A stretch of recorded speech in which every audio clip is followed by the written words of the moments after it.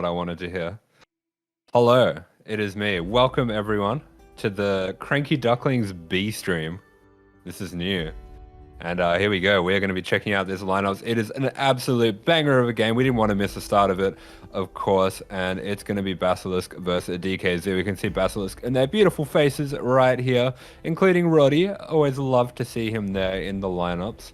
And we've also got Serral, Reynor, Trigger, two of the best Zergs in the world. And they will be going up against the other best Zerg in the world. It is Dark. It is his big arms that are going to hold us tight, keep us safe. Or whatever that copy pasta says. And yeah, you can see those are two key players for the teams there. Dark and Serral are going to be facing off. But yeah, this is something we were talking about a little bit coming into this, of course. We do have this B stream going because there is ESL Open Cup Asia going on at the same time right now. And playing in ESL Open Cup Asia is Hero and Dark. In fact, they just played each other.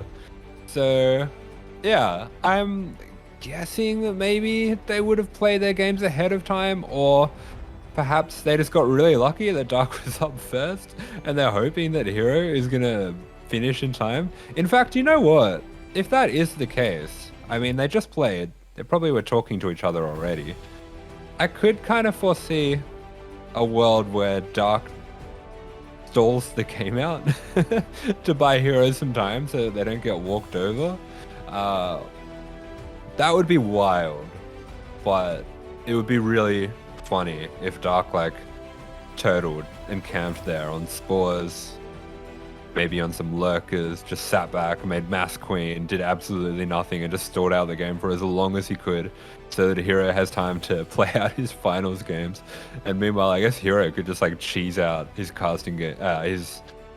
He could cheese out his games as fast as he can, if he wants to make sure that Dark isn't going to be waiting for too long. But here we go. It looks like Dark, he is ready to go, so we are going to be diving straight on into this.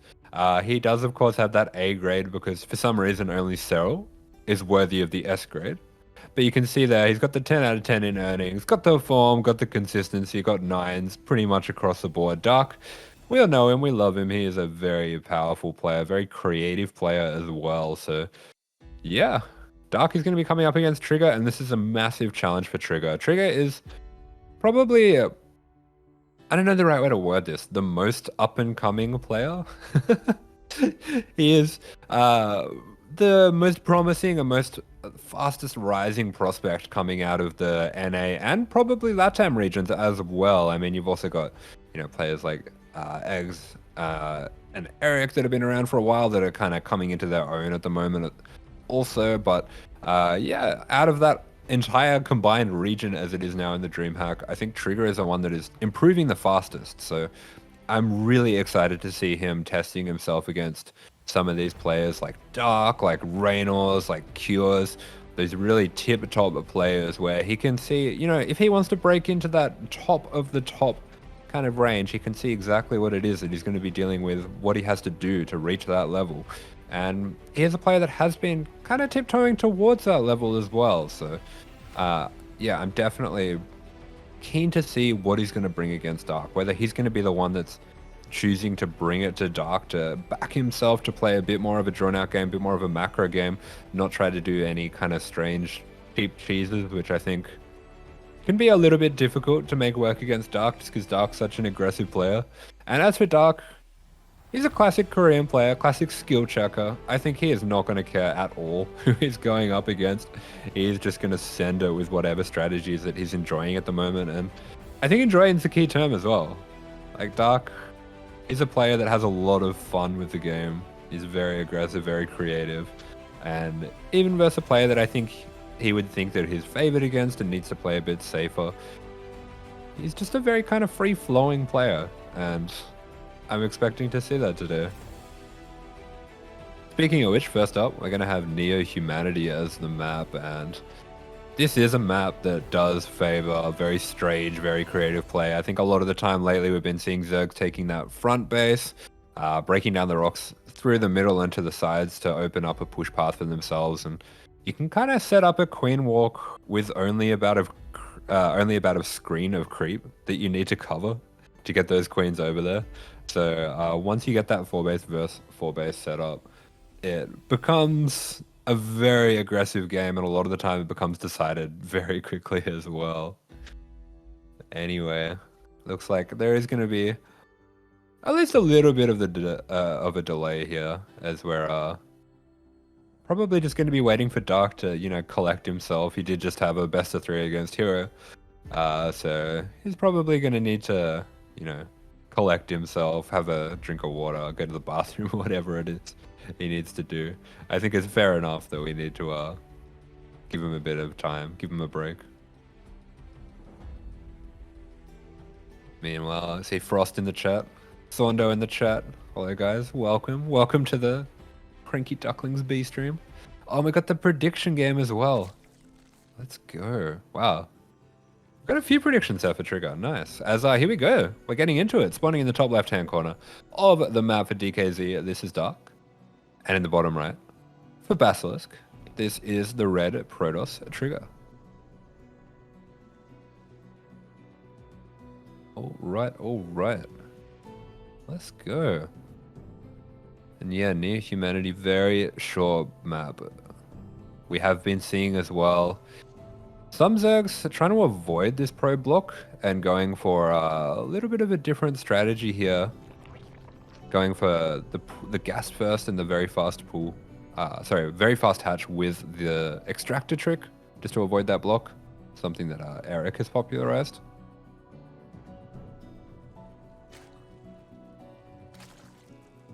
There we go. We are having a very standard game coming out for the 2 players here.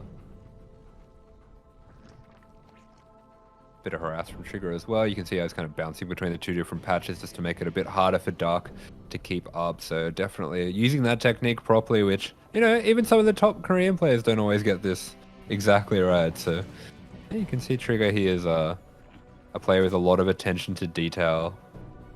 A lot of extra time to get these little sneaky moves in. Oh, and Dark, that hair is growing. He's got a bit of a mop going on his head there. That's a lot of hair. I don't know if it's just that I have let me turn the stream quality up. I need to have a better look at this. Oh, he looks like an eraser.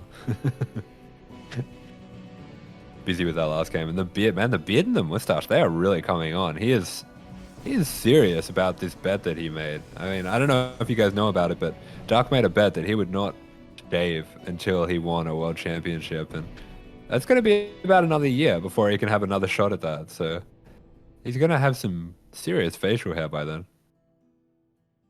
It's kind of got the old man at the tuck shop vibes going on at the moment.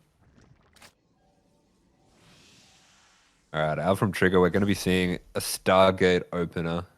Going to be chronoing out a couple of Adepts as well, so we'll be looking to put pressure on with the 2 Adepts. I think it definitely makes sense on a shorter map to try to get some pressure going as fast as possible. And Trigger, in general, he's an aggressive player. He's not necessarily aggressive in terms of cheese or complete all-ins. I think I would more categorize him as a mid-game aggressive player.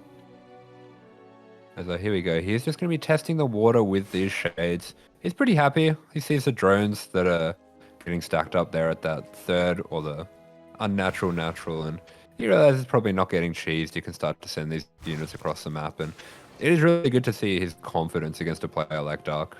That he is going to be, looking to put pressure on, looking to harass, and here we go. We are going to be having the Adepts being committed to. Not many Lings here, so like that, 4 drones go down, and that is very solid damage for these Adepts to start off with. I mean, sometimes Dark can be a little bit sloppy with his early game. And Trigger's looking to punish that. Meanwhile, Dark just going to be sending these Lings across the map, wants to make it difficult for Trigger to take this 3rd, wants to force some energy out of the Oracle as well. You can see as soon as that Oracle turns that beam on, he is getting it out of there. Doesn't want to lose any Lings. He wants to keep these out there so that he can just be droning safely while keeping everything at home. Yeah, here we go. Oracle's going to be set out across the map. Not going to be taking any hull damage either.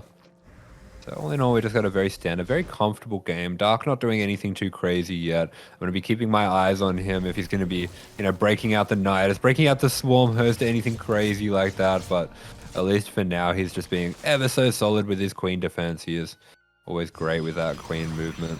Meanwhile, Trigger looking safe and sound back at home. So what's the next step going to be for Trigger? We see a couple of extra gases going down. We have seen lately Protoss players as well as this Twilight and Forge that does kind of signify this hero style, the 3 Oracle Blink Stalker style. Sometimes adding on a faster Robo, which does allow them to go faster into things like Colossus, things like Disruptors, a few different styles that we've been seeing. But at least for now, Trigger is displaying the stock standard, most traditional form of this, which is just going to be 3 Oracles and Blink Stalkers.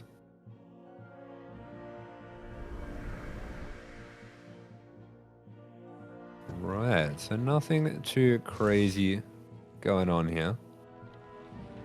We do have that lair being started up. The 3 Oracles actually just going to be beaming down this 4th here, so I don't know. I can't help. I have to relate everything back to Terran because I don't actually understand PvZ.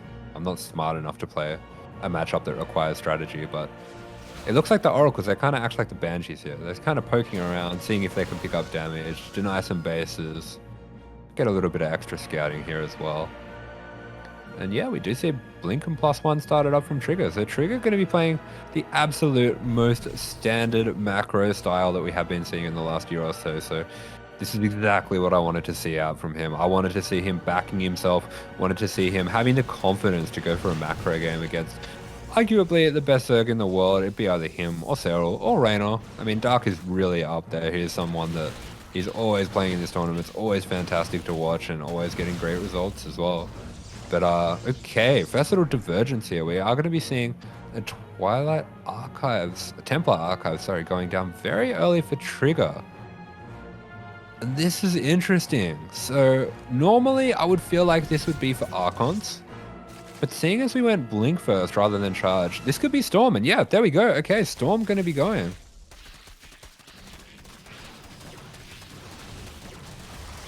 Things jumping on top of the 4th here. The 4th gets cancelled.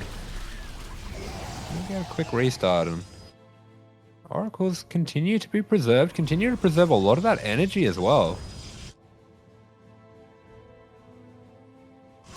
Alright, and it is going to be a Hydra Ling Bane style, it looks like, coming out from Dark.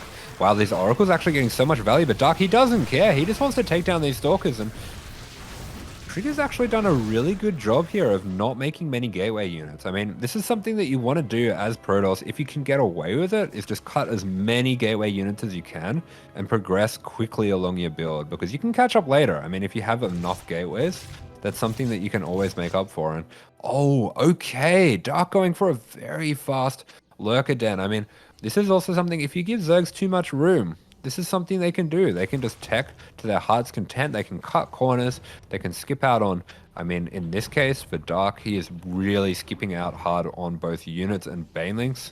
I don't think he's even got a Bane nest. He's just going straight for that Lurker Den. And this is something that is going to be so hard to deal with on this map. Because, I mean, we have such a short rush distance. You break down those rocks in the middle. You're springboarding off of that front base with the rich gas. As all the Oracles go down for Trigger, painful. I don't think he knows what's going on here. I don't think he's gotten a proper scout. I mean, he sees the Hydras, but does he know just how quickly Lurkers are going to be coming out here? As we do see Dark going to be sharking around. I think he's going to be breaking down these rocks through the middle as well, just to set up that very quick push for himself. And I mean, Trigger, he's done a good job not taking that front base, so that does help him a little bit when the Lurkers do show up. But here we go, the first Lurker. It's on the field. Man, Dark even skipped upgrades. That is wild. Something that happens sometimes in these high-level games is both players can recognize that each other are cutting corners, and they both just kind of race to cut the most corners between each other. It feels like Dark's kind of won that race. I mean, from Trigger, if he wanted to do something like this, he could have maybe gone into a carrier transition really early or something like that, but he's kind of just playing his standard style and just cutting a lot of corners along the way in terms of unit production. But he's still just going into charge, getting immortals, not even really getting Robo Bay tech here. And I'm really worried for him that he is not going to have the answer for this high-tech army. As here we go, the Nidus is going to be finishing up. We have so many lurkers on the field for Dark, and what is he going to be looking to do here? How is he going to be looking to pick apart Trigger? I think the Nidus, it could really just be used for a distraction. It might be a way for him to get these lurkers to set them up on a front base. And there we go. Look, vision is being cleared out from Dark. Dark is doing such a good job hiding everything right now. He's just denying Trigger any information, whether it be through the oracles, through the adept shades, through little pokes with the army. And yeah, okay, we do see the carrier transition coming out from Trigger. He is getting those extra Stargates. He's going into carriers, which I would have loved to see a tiny bit earlier, but with that Nidus coming up in the main, I don't know if he's seen it. He's focusing so hard on this push at the front. He's got to be feeling so nervous bringing the fight to a player like Dark, and he has no idea. The Nidus just gets spotted now, but the Lurkers, they are out. They are going to be mincing through these Zealots. We have a recall, but is there enough here to clear this up? I'm not sure. We do have the Revelation going down. We have a Storm as well, but the Immortals, they are what we needed. We needed more meat on the ground to clear, to defend those Immortals so that they could clear out the Lurkers. And oh, he is not clearing this up. He is not clearing this up at all.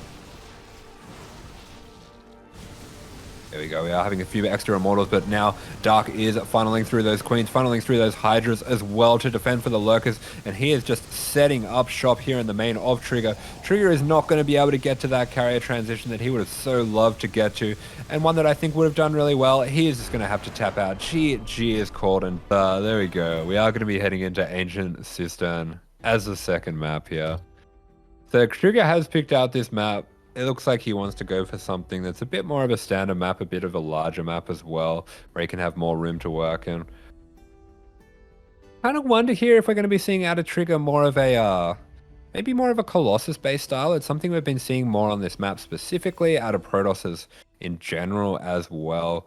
I wouldn't be surprised if Hero has some, Dark has some very specific ways of punishing it, just because he is, you know, teammates with Hero who does come up with these kind of styles. He should be very familiar with that double Robo Colossus style, but yeah, I don't know. I mean, Trigger's got some other styles up his sleeves. I've seen him do some rather strange 3-base all-ins where he just kind of has this melting pot of different units where he's got some Immortals, maybe a Colossus or two, he's got a Prism for Micro, a few Sentries, a few Zealots, a few Stalkers, like slow Zealots usually, a lot of the time as well. And it just hits at a really odd time. It's kind of between when the Zerg's expecting a push to come. But here we go. We're going to be jumping straight on into it in the top right-hand corner of the map for DKZ. This is Dark. And in the bottom left-hand corner of the map for Basilisk, it is Trigger.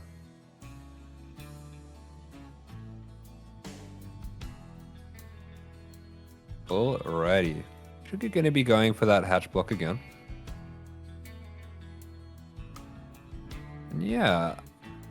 Another thing to point out as well, it does seem like we don't have replays to play from, so I think that Dark, if he's communicating with his team right now, should probably be being told to stall the games out.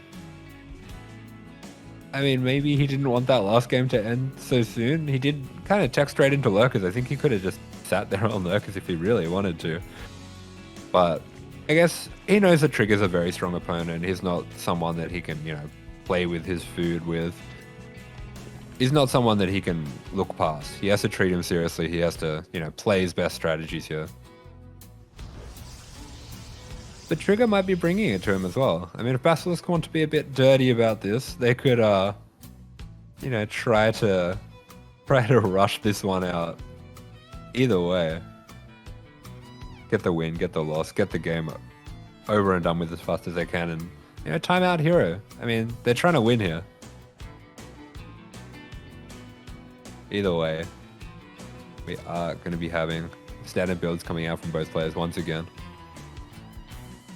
Trigger going for the Stargate last time. Looks like he's going to be going for it again this game as well, with that extra gas. And yeah. Very standard game, very chill game. Take a little moment here, just have a little breather. There's not too many people in the chat, but whoever's there, tell me about your day. You have a good day? Have a bad day? Boring day? Maybe you had to study. Maybe you slept in. I always sleep in when I have work. It's not good. I blame World Team League. World Team League always goes late, and I ruin my sleep schedule.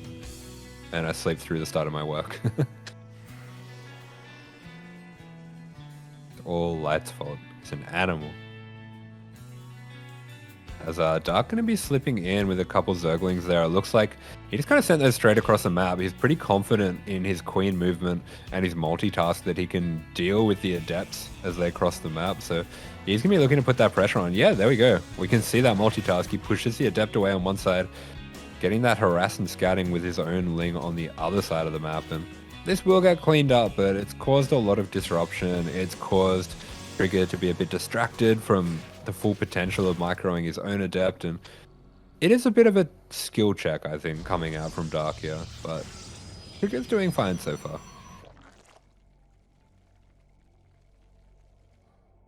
Meanwhile, for Dark, he's going to be starting up these spores pretty early, so he sees that it is going to be that Oracle headed across the map. But okay, I thought Trigger for a second wasn't going to start up the second Oracle. I thought we might have been seeing some kind of all-in, but I don't think Trigger necessarily plays that way a lot of the time. He does like to always get himself into the mid game. I don't think we often see him, you know, going for big glaive adept timings or anything like that. He does like his Blink Stalker all-ins, but I don't often see him do like super aggressive cheesy all-ins from the start.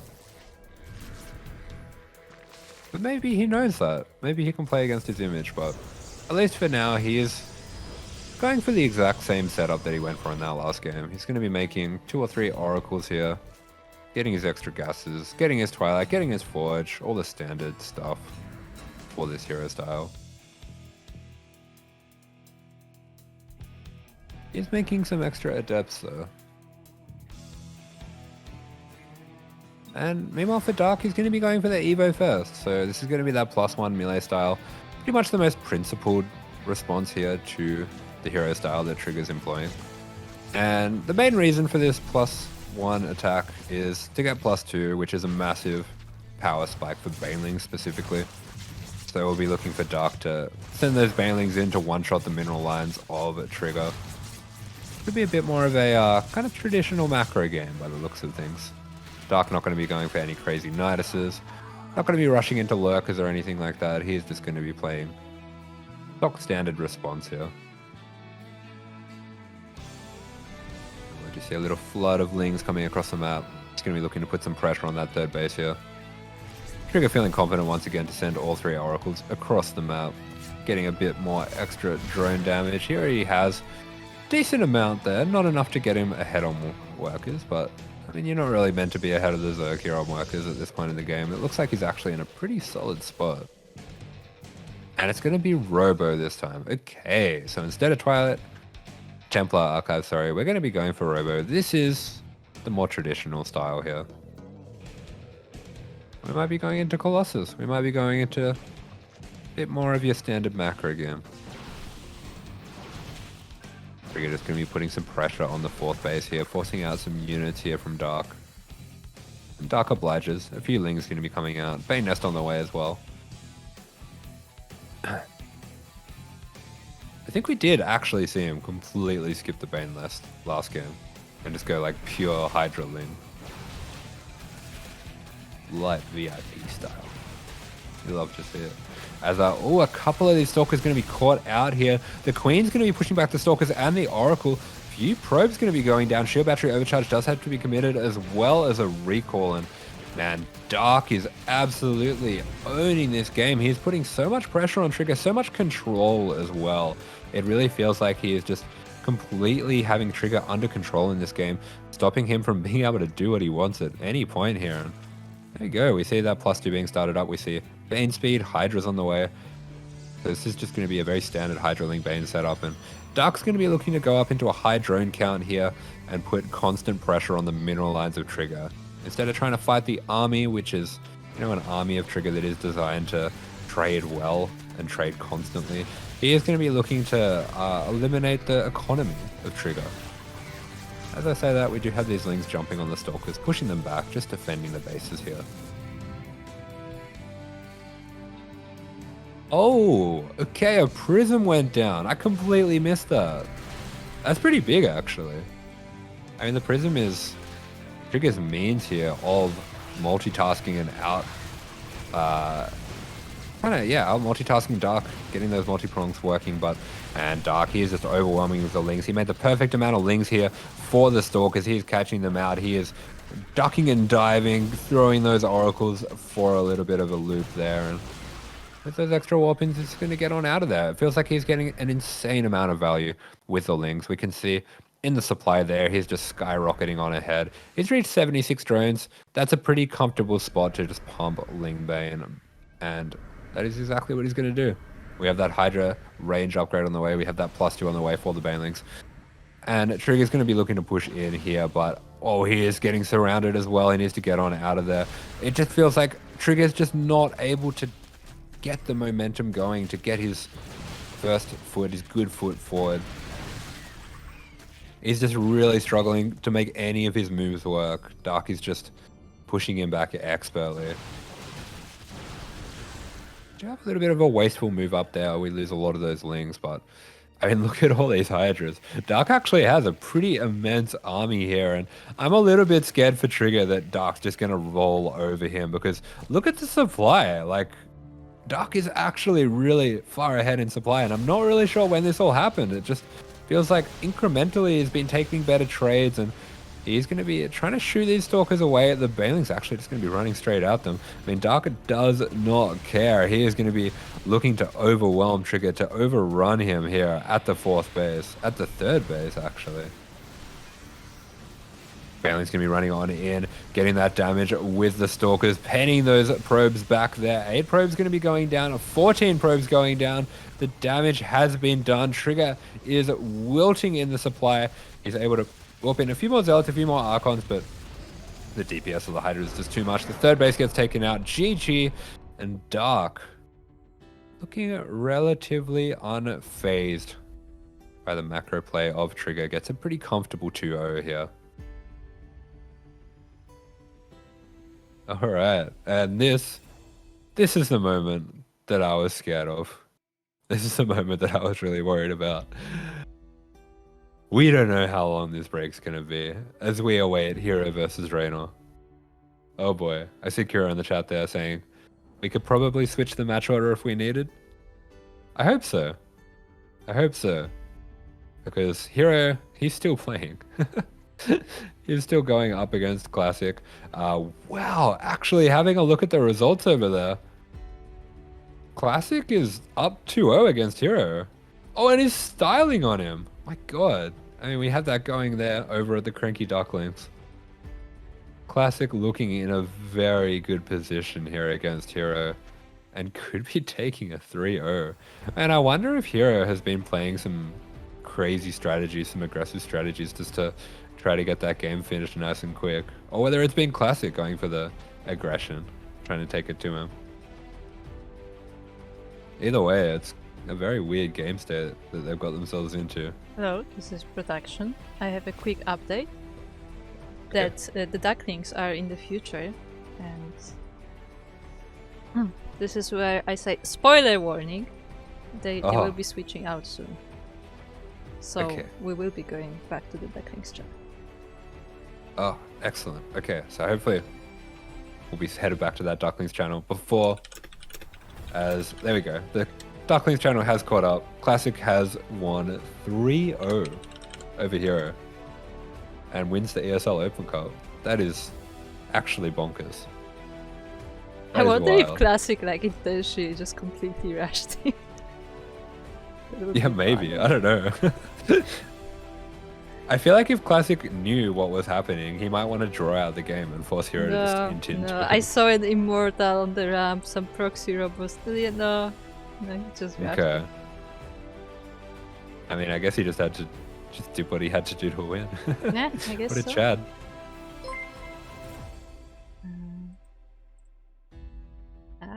I need to know when to switch channels. Panic.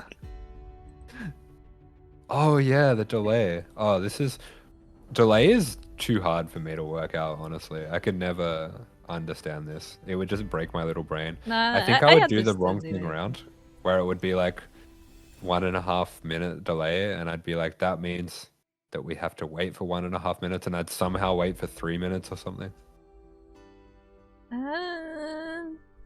No. Yeah. Yes. God damn it, you're just like Yaku about this.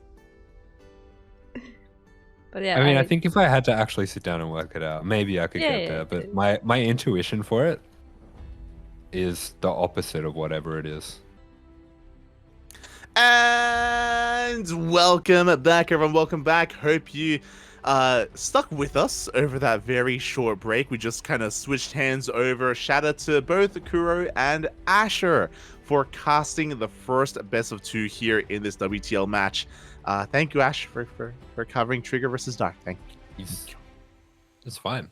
It's relaxing. Oh, there's no one shouting at me. Oh, you like it, Poppy, baby. Oh my god. Well, as you had a relaxing time, we had one of the most wild PvPs we've ever seen. Hero, he went for a proxy robo in the natural of classic. He went for an unnatural natural into a 1-base all in. And in game number 3, Hero cannon rushed classic as well. How can you have an unnatural natural in 1 base? Because he lost his unnatural natural. Oh, it was exposed. An unconsensual 1-base all-in. Yes, exactly. And game 3, he cannon rushed classic and he almost won. He took control of the main. He killed the main. Classic, he made a ninja base and he recalled his probes out of there as everything was on fire. It was crazy.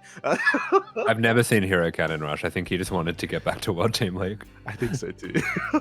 As here we go. Speaking of, spawning in the top left-hand corner, it is the Terran Oliveira, your world champion. And in the bottom right-hand corner, we have, for Team Basilisk, Serral.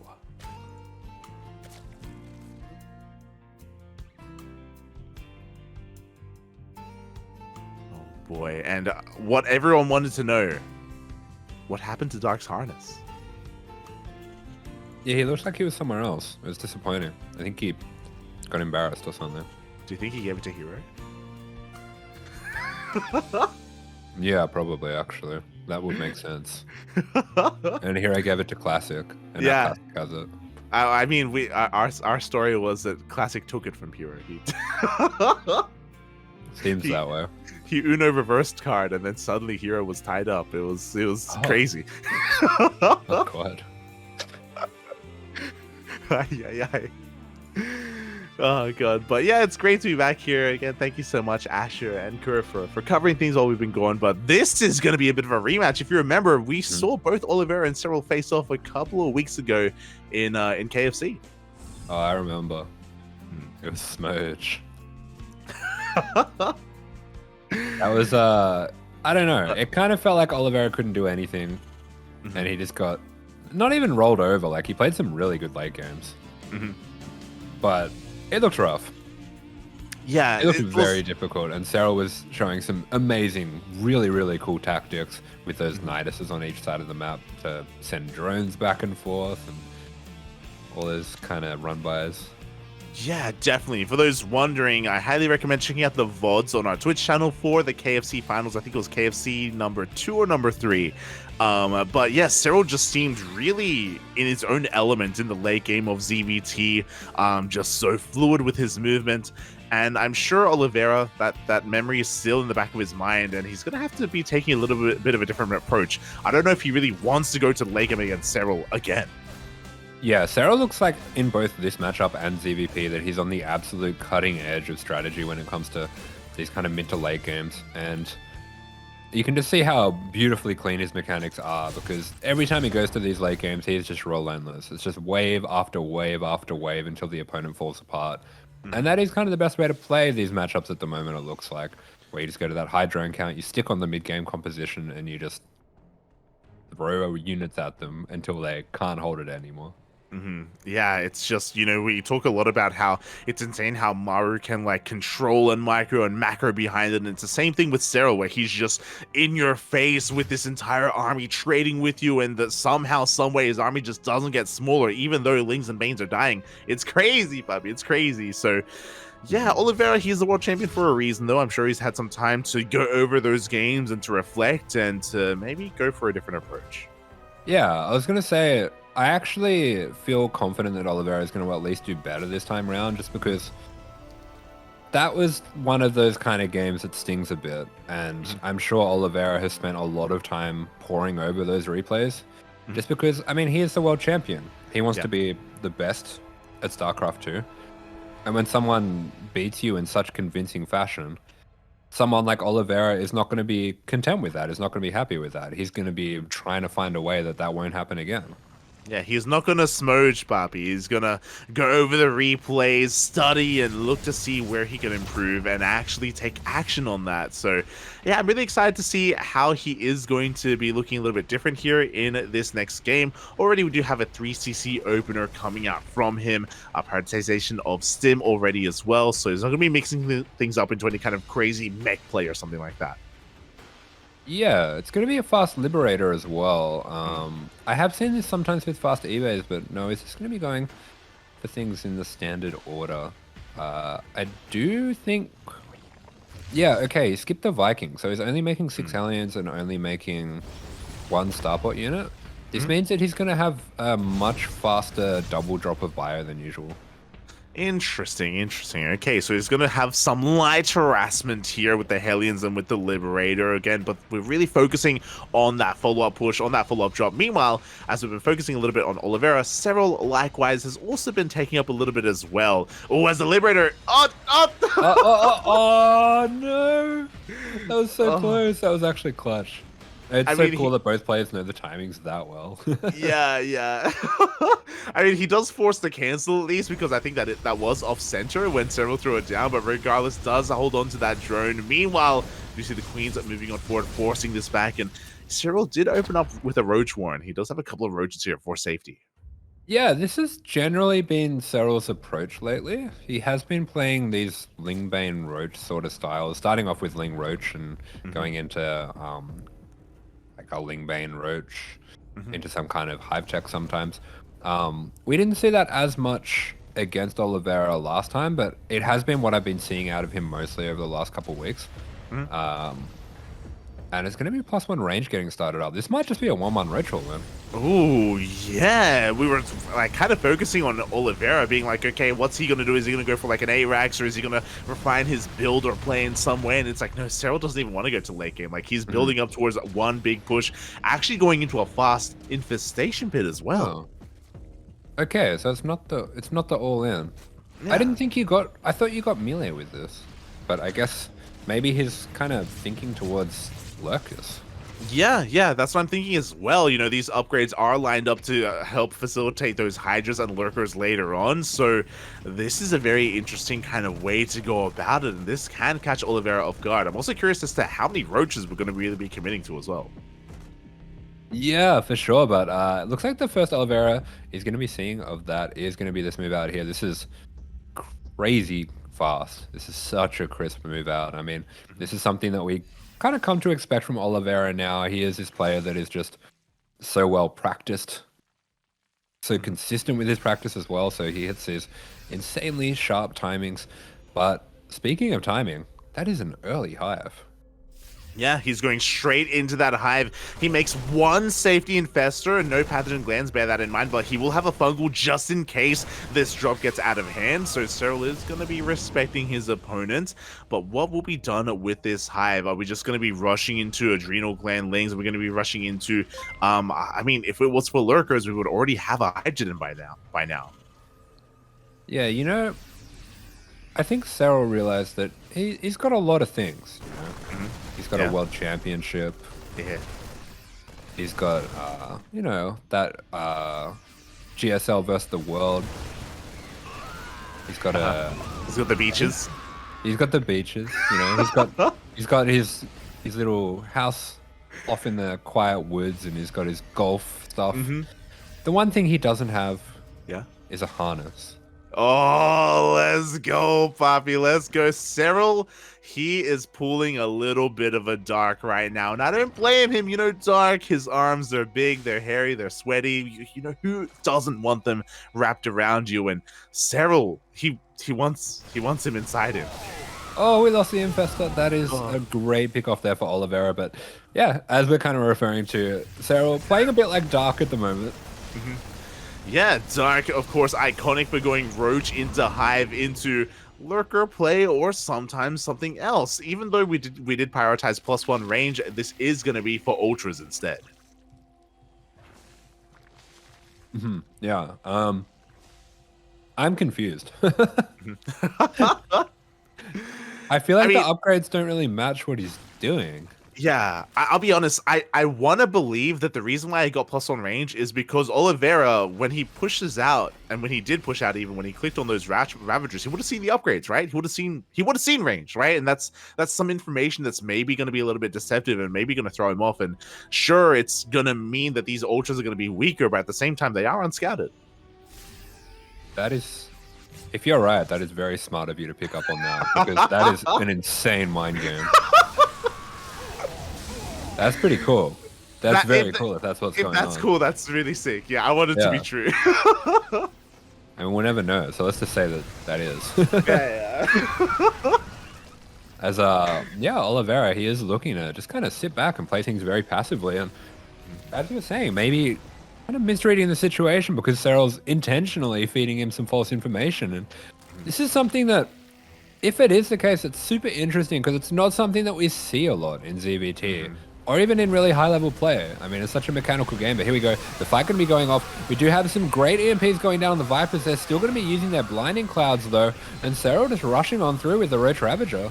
Yeah, exactly. Against Serral, he wants to trade out the Roach Ravager. The time for the Roaches have come and gone, and he does pick up a couple of those tanks, does reset some of the Bio Army as well as he's continuing to switch up his tech. We do even have that Hydrogen thrown down behind this.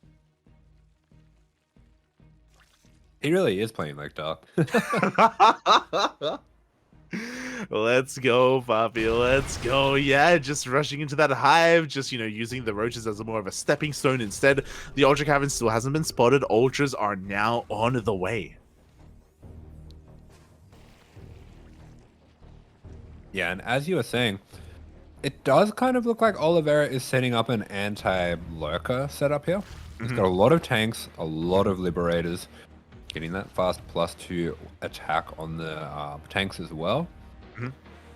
And he's getting into his late game. He's getting those extra orbitals. And this is where I'm kind of remembering the previous games that we've seen between these players. Because Oliveira did get to his late game. He did get to his comfortable setup. But then Serral mines out Oliveira's bases. Yep. And he's already doing that now. And this is just genius late game from Serral. Yeah. Because he doesn't even have to hold these bases. He just has to sap resources here. Yeah. It's so wild. No one else really does this, and it's such a ballsy maneuver because, as you were saying, like those bases are so exposed, and here we go. We do have a couple of yoinks on these tanks. Dropper Lords are being set up as well. The Ultras do reveal themselves. Yeah, we're going to be taking out their PF. That's some really beautiful SimCity coming out from Oliveira. You can see this is very well thought out overall.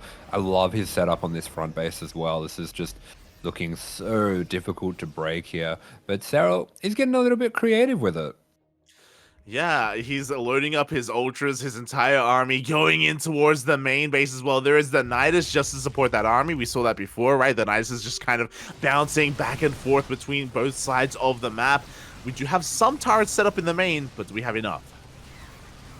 Yeah, we have a few, but I mean, if that Ultra gets out, it's going to be taking down those turrets.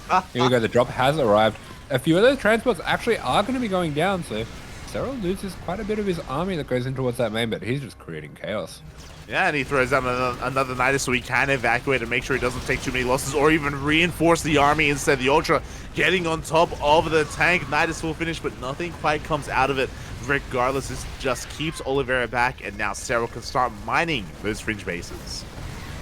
Yeah, and these Ultras are so awkward to deal with. Serral, as you're saying, he doesn't have to commit to this. He's just buying himself space. He's, keeping keeping Oliveira penned back on this defensive setup on the 5 bases. And as long as he can just keep putting pressure on, keep trading out units, keep forcing Oliveira to be kind of scared and locked up at home and worried about where the next attack is coming from, he can mine out these edge bases. And Oliveira will eventually mine out his 5 bases and have nothing left. And this is what we were talking about. We did see full saturation on the left-hand hatchery, and we just evacuate. We just dive into the Nidus. Oh, we're kind of coming out of the wrong Nidus there, but no, actually, he's just going back to mining. He doesn't care. Yeah, straight back out there. Man, Serral, he is just so systematic, so clever with his play. And you can see he's really come up with a very good formula. I love that as well. This is something that Pig used to always talk about, where as the Zerg, when you have this map control, you should be mining out their bases. And you can see that Serral, he hasn't even saturated his own edge bases. Because he's prioritizing mining out Oliveira's bases first. Yeah, he knows what's important, and that's something that I think a lot of us know, but it's so difficult to really execute, to really actually put into play. And Serral, he's the best for a reason. We do see him once again resuming mining here on the right-hand side. Oliveira gonna try and stop him, is forced to land off of creep. Yeah, I mean, you can see the crux of this position now. Oliveira needs to take a 6 base. Serral already just taking resources away from this base, and I think he can look to make a defense here. Because, I mean, the creep as well makes it really tough for Oliveira to set up. It really does. Oh, 2 tanks go down for free. A couple of other units get shaved off as well. We do have a nuke here at one of the fringe bases of Serral, but again, not the most important base. And, oh, the ghost is going to be found out. Yeah, Serral finds it. He finds it with so much confidence that he's even just got the Viper recharging energy right in vision of it, right under that nuke. And he is just going to be continuing to just push back push back Oliveira. I don't know, it feels like it's kind of pushing him back at the seams. It's like when you try to stuff your clothes into a basket that they don't quite fit into. And it's like when you push it on one side, it comes out the other. And then you push it on that side, and it comes out the other. Yeah. It's just like he's stuffing Oliveira. He is stuffing Oliveira here from both ends, and we're here to watch. We're here to look, and it's beautiful. It's we also have we have the clown car thing going on where I think he needs to get all of the lings out so he can get to the drones. Yeah. Well, eventually Oliveira, he's going to be able to establish himself here on the right-hand side. He's going to try and lay siege upon one of his own bases. Mine shots not quite getting the connections that they need. Oh, we even see quite a lucky scan there. It does reveal one of those cheeky infestors. Yeah, really nice. And this is such a puzzle for Oliveira to try to work out. How the hell am I going to take this base without exposing myself, without losing too much all at once? I mean, Serral is just being very clever with this, and he's not going to take any fight that looks favorable for the Terran either. He's just going to poke and prod, push him back, slow him down, keep him busy, and all the while mining from this base. That's the thing, right? And like, as he's mining from this space, he's also mining from the other one. Like, Oliveira is so heavily focused here in tunnel vision that he's still losing resources elsewhere anyway. Some nice snipes are going to be coming out. The mass ghost is going to be able to break on through, and finally Oliveira takes down this hatchery. But Serral's okay with that. Yeah, I mean, it took him so long. You can already see some of those smaller patches starting to mine out here.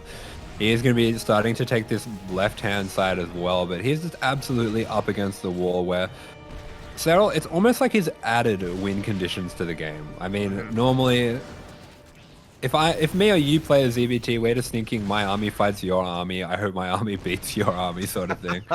These guys are playing on such another level that they're having this added win condition of like, who can control these edge bases and the resources at them first. I mean, they're racing towards that kind of end game situation where even if Oliveira gets what you would normally want in this situation with good trades, with slowly taking your 6th, slowly working your way out to a 7th, it's not even good enough in this situation. Yeah, exactly. And it's something that maybe Serral has figured out first before many others, and I don't really know if many Terrans have had too much experience against this, or too much success, I should say. We do see another kill in the right-hand base, though. We do have another nuke landing as well. Like, Oliveira is gaining some ground here, and he is forcing Serral back. Oh god, but Serral, he's gonna collapse! Yeah, Serral is going to be finally pulling the trigger. He wants to get rid of some of these resources. He wants to force the fight. Massive Baneling connections here, and we see those tanks going down, and he's just going to back off now. He's taken a good trade. But at the same time, I mean, both players actually have some really good banks here. And if Oliveira can take good trades again and again, he's actually going to give himself the room that he needs to start making things happen. Yeah, you're not wrong. You're not wrong. Oliveira finally going to be establishing the top right-hand corner of the map. I'm sure Serral is going to be looking to vie for control of that area. Meanwhile, some great efficient yoinks there on the left-hand side. Serral's going to be able to take down at least some of those tanks. And Serral has gotten to the point where he's got 3-3. He has a massive army. He has rebuilt his Ling Bane, and this planetary, it just finished, but it's not going to mine. Yeah, it looks like Serral, he does get that full wraparound with the Lings. And at the same time, Oliveira going to be clearing out the left-hand base. This is really smart. I love this. He is going to be making sure that he gets as much... He's kind of doing the same thing that Serral's doing. He's going to get as much mining as he can from this right-hand side. And he's going to kill the left-hand side. And I think this is kind of the logical counter where he just needs to attack whichever base of Serral is mining currently. Yeah, exactly. We just need to be seeing like a bit of a rotation between the bases and make sure that Serral isn't able to mine too much. For the time being, neither base is taken by either player. So, you know, the money, it's up in the air. Yeah, and I mean, what's kind of funny about this as well is Serral hasn't really mined his own fringe bases that much. So if Oliveira can do this fast enough and start pressuring those bases, maybe he can even think about trying to take them for himself. But Serral going to be running in, forced into a little bit of a choke there, but gets out of there without losing too many Banelings. And there we go. We do see overall the trades for Oliveira have been good, but considering the style that Serral's playing, I don't think they're nearly good enough. Yeah, the thing is that Serral is looking to trade. He has a very cheap army, all things considered. We can see the units lost tab, or the current units tab, I should say. We know we've got plenty of Vipers and Infestors as well. And Serral is retaking top right as Oliveira is looking to retake bottom left. Yeah, once again, I think they're just going to be looking to keep switching between these two bases. And if Oliveira can lock this base down quickly, which it looks like he has, yeah, I think he can start to pressure this top right-hand side base. It's going to come down to, as he clears out this base, whether Serral can take an efficient trade on the left. Yeah, exactly. We'll see if he can, as Serral is losing control of these areas of the map. That's a kill, not a cancel on the top right-hand hatchery. But here we go. Serral is diving into left. He has his Vipers. He goes for the yoinks. He goes for the Blinding Clouds. Oh, yeah, these Vipers going to be absolutely huge in ensuring that he takes some fantastic trades here. We do see that tank spread from Oliveira. It is insane. It's something that we saw from him against Reynor on Gressman. He's just so good at setting up these late game defensive lines that just go back and back and back as far as the eye can see. And this looks like it was a successful defense. He clears out the base to the top right. He defends the left-hand side. And Oliveira, he's doing so much better than he did last time we saw him against Serral. Yeah, but I'm a little bit concerned about his economy because he did lose a lot of SCVs. He's not replacing those workers, and he has a lot of gas. His minerals, not so much. Oliveira's actually going to have a hard time remaxing. Yeah, that he is, as we do see the Lurker Den finally thrown down for Serral. Oh, yeah, the Lurker Den is on the way. If we have any Delunkers, and Serral has that tech available. Serral has remax. He's looking to once again dive in and deny that base. Oliveira desperately trying to scrap together an army here, just making whatever tanks, whatever units he can. But you know what, Serral, he's already here. Yeah, he's already here. We see that relentless pace that Serral can set, but Oliveira, his tank lines go deep, his ghosts go deep, as long as the Banelings don't start making connections with them.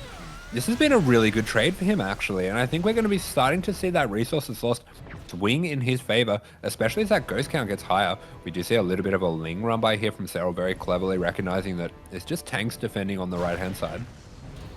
Yeah, and Oliveira did trade more efficiently, but again, he needs money.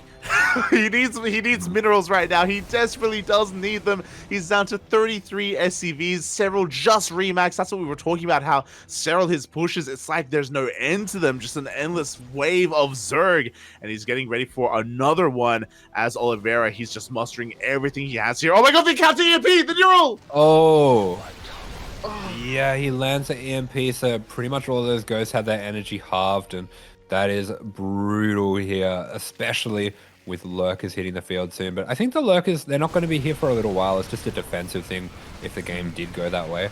But the game's not going to be going that way. Bailings rushing in to take down the PF. We see Bailings going up against tanks as well. Not the most efficient trade. Snipes even taking out the rest of the Hydras, but we're just keeping Oliveira busy. We're denying his mining, stopping him from rebuilding, and Oliveira, he is starving out. He just can't replace this army.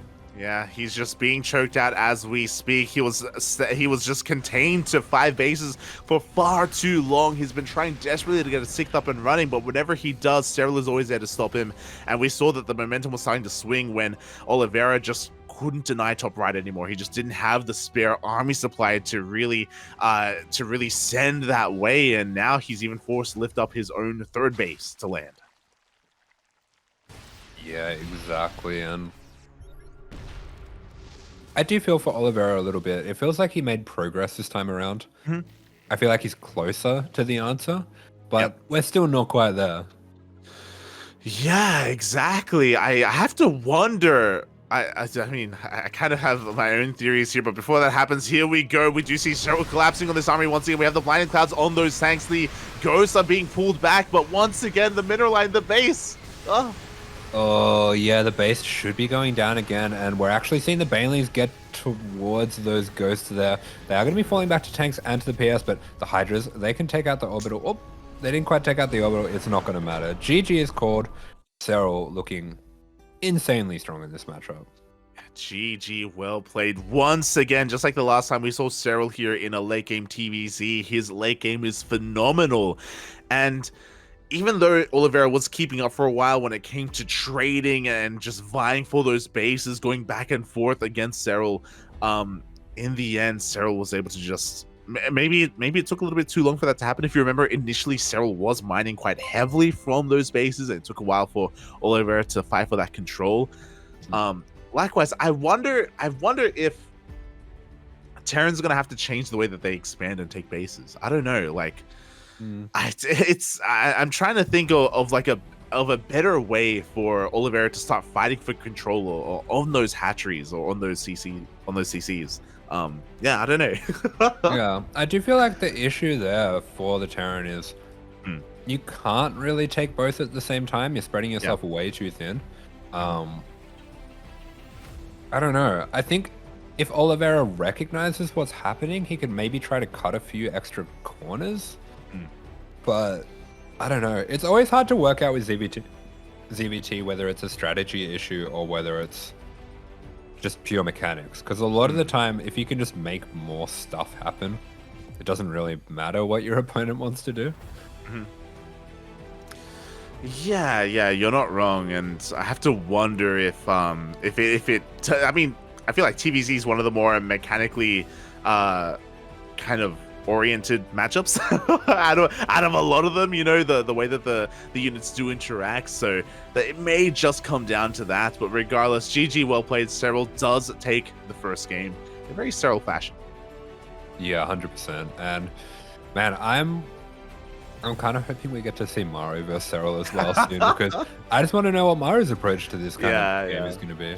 But for Oliveira, as much as he's kind of made his name going for these 3cc builds again and again, playing in a very standard way and just being incredibly crisp in all areas, I wonder if he should be looking to throw Serral off his game a little bit this time around. Yeah, we'll see if he can whip that out as we are getting into game number 2. And spawning in the top left-hand corner of Babylon for CranKy Z Gaming, it is Oliveira. And in the bottom right-hand corner of the map, it is for BASILISK, Serral. Here we go. I just love that whenever we see Oliveira's camera, like his monitor is like reflecting in his glasses, but it looks like he's got like shades on, like Morpheus or something from the Matrix. Like it's he looks so cool whenever that happens. Glued to the monitor. Yeah. He's the protagonist for sure. For sure. Oh, there it is. Aye. There's transition shades coming into play. But yeah, this is kind of what we were talking about at the start of game one, right? Like, has Oliveira like found a different approach to this? And it did feel like he was adapting over time, that he did have a different approach there in that game number one, but wasn't quite able to get there in the end. Babylon itself, a bit of a different map, maybe could find some more success. Yeah. I mean, again, we do have those edge bases just so far away, so far on the edges, and I think, especially on this map pool, this is a strategy from Serral that makes a lot of sense. I'm kind of wondering if Time just wants to A-Rax him and just decide the game on 3 bases either way. Yeah, it wouldn't be a bad decision here just to put the pressure on Serral, because it did feel like he felt pretty comfortable overall. We saw like a much more like economic opener from Oliveira. Like, sure, he had a couple of drops in the mid game here and there, but nothing too committed coming out from him. Yeah, I do think back to the opener of Serral. I mean, going for that +1 range first up definitely would have kept Oliveira on the back foot, and the threat of ultras as well is another thing that just takes away any map presence from the Terran. You really can't be out on the map with any committed pushes when ultras hit the field. So I think he's also rounded out this strategy just by having ways all throughout the game of denying the Terran the ability to be out on the map. Yeah, definitely. I guess that is his win condition in a way, right? Like, you kind of take that away, that aggression away from the Terran, and then you suffocate them slowly over time by taking their resources, taking their money. It's really cool to see that despite this game being so old, like, this feels like a very recent thing that Serral has been doing. Like, I don't know if he was necessarily doing something like this like 6 months ago, for example. It isn't something that really popped up in those games, if I recall. Yeah, it does feel like he's really streamlined the strategy, and it is, signifying that a bit of a change of the meta as these maps do. These maps have been around for a little bit longer now, and they are starting to be worked out. Yeah, definitely. So we'll see if Oliveira can work something else out instead, as he is going to be going for another 3cc opener. Last game, we saw him only going for the singular Liberator, no Viking, no Banshee or anything like that. We'll see what he goes for this time. Yeah, looks like it's going to be Banshees this time around. And if we see no Cloak, that'd be an A-Rax. Ooh, yeah, we'll keep an eye on that, as no Cloak is on the way yet. Hellions just going to be poking and prodding wherever they can, just chipping away at the Lings of Serral and the Queens as well, wherever they can. And for the time being, there is no Cloak. Yeah, okay, so this is... Yeah, okay, it looks like he's not going to be getting Cloak at all. This is one of the builds that did kind of ride Oliveira to victory against Reynor in his very famous now World Championship run at Katowice. And it's a build that he did learn from Innovation. This is one that Innovation popularized. It does just allow you to get everything out just a little bit faster, a little bit more crisp. You can get those upgrades going a bit faster as well. And yeah. Yeah, we'll see. We'll see how many Raxes we do end up on here by Oliveira. He does throw down his double NG base for those upgrades. Should be looking to take his third momentarily. Behind this, Serral is going to be responding with just a faster Evo Chamber play instead. We have 1-1 on the way. I just got a little bit of PTSD. I've been casting too much Miyamaika. As soon as I saw the 1-1 upgrades, I was like, the 2-2 timing. Like, just mass link. Oh my god. It is a reasonably early +1, but it's not like a 3 minutes 1-1. yeah, for sure. I've been scarred, Papi. I've seen some things. Yeah. Trust me, I know. I've experienced it firsthand. Me too, Papi. Hold me. Oh my god. But last, again, just something a little bit more standard here from Serral. The Banshees looking to find some damage here. They do come across the would-be 4. Yeah, so he's going to be putting pressure on this one. kind of funny. All in all, this is looking very similar to the game that Oliveira did play to clinch that win against Reynor.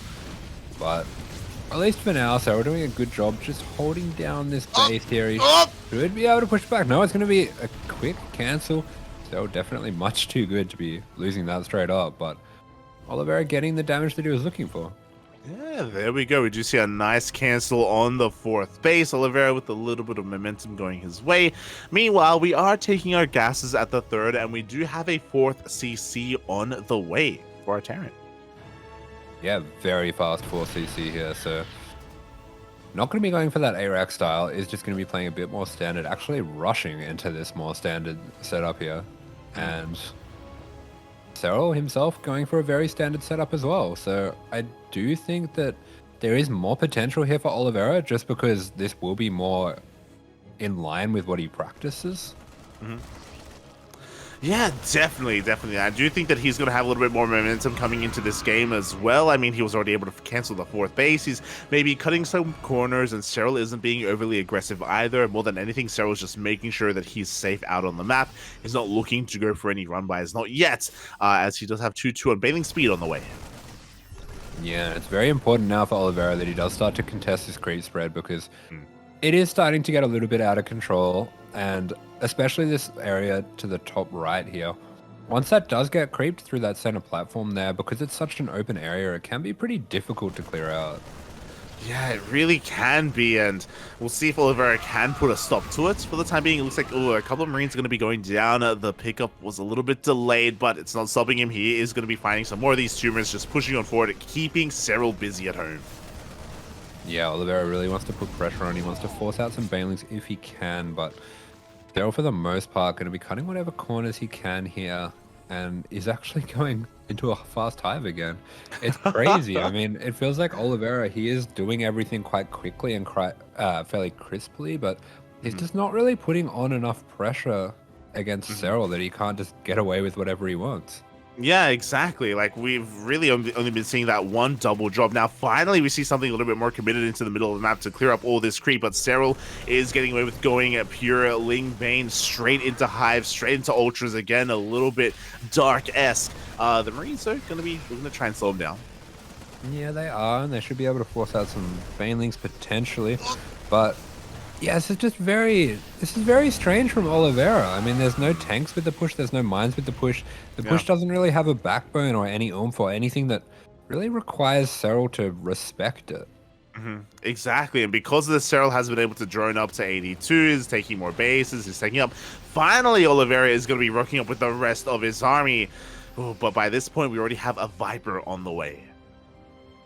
Yeah, that Viper's going to help a lot with these tanks as Serral. He just wants to force sieges, slow Oliveira down, go for counterattacks, or maybe just a surround here. Ooh, yeah, he goes for a bit of a run-by, but Oliveira's able to lift up his natural base at depots just in time. The SCVs are under threat, though. A lot of them are going to be going down. He even goes for the tower. Yeah, and Serral, he's just buying himself so much time here. He delays all this mining on the 3rd, and he's kind of setting himself up for a massive surround potentially as well. If Oliveira pushes too aggressively onto creep here, that could be some serious trouble for him. Yeah, exactly. Oliveira has to be very careful as he's going to be losing his army here towards the top right-hand corner at the 3rd base. The Banelings are rolling on forward as well. We do have 2 mines, but how good are the shots going to be? Oof. Yeah, it looks like Serral sees them. Actually fantastic mine shots, but yeah, Serral already taking some good trades against those Marines just because of the lack of medevacs, and there still is a little bit of a lack of medevacs. I guess they must just all be with the army, but it feels like just in general, there's not too many on the field, and Serral, he's happy to give this base up. Yeah, Serral gives up a base, and so does Oliveira. That's a kill. There was no lift on the orbital. Yeah, and you can just see how fast these Marines get shredded by the Lings here without that medevac support. It really feels like Oliveira is being torn apart at the seams here. He just cannot keep up with the fluid movement of Serral. And Serral, as he loses these bases, can just continue to expand to the north. Bit of a shake of the head of Oliveira. He knows that this one just didn't really go the way that he planned. Exactly, the push didn't do too much damage. The Lings, they break into the natural base as well. The tank goes down, more SCVs are falling, and now Oliveira is all in. And he's going to be pushing into Ling Bane, Vipers as well. And Serral can take his time, Oliveira can't. Yeah, absolutely. And there's just not that much bio support with this. Yeah, there's not that much here to protect these tanks, and here we go. We come in from multiple angles. Mine shots are going to be going off, but there are the blinding clouds. Yeah, beautifully timed blinding clouds, decent mine shots, but there is not enough Marines to hold this position. GG is caught, and Serral with a markedly more comfortable game too. GG. Yeah, even though Oliveira was maybe cutting some corners to be a little bit more economic, he just wasn't really able to apply enough pressure on Serral to force him to stop droning, or really to force him to respect the army, as you were saying. He was pretty happy and content to just take bases, drone, tech up, and yeah, be pretty comfortable. And there we go. We can see why Serral has that S grade there from the World Team League, showing why he's one of the best, if not the best player in this whole tournament. Oh yeah, Serral, he is one of the, he is arguably the best player in the world, and with that, we have a tied up score between these two teams, 2-2 between DKZ and Basilisk, which means it comes down to this, to Hero versus Reynor. Yeah, and as much as this wasn't the planned game order, I actually think this works out so well for the storyline of this set, because Hero vs Reynor is the one match that felt like it was 100% up in the air who's going to win. I mean, it depends completely on the strategies both players bring on what kind of form they're in on the day. I could absolutely see any result here. Exactly. I think this was the hardest prediction. Again, if you want to join the prediction game, you can join our Discord server. We do kind of invite the community to place their bets on who they think is going to win each match. And I feel like Dark 2-0ing Trigger and Serral 2-0ing Oliveira was something a little bit more obvious to a lot of us, especially after we recently casted Serral versus Oliveira.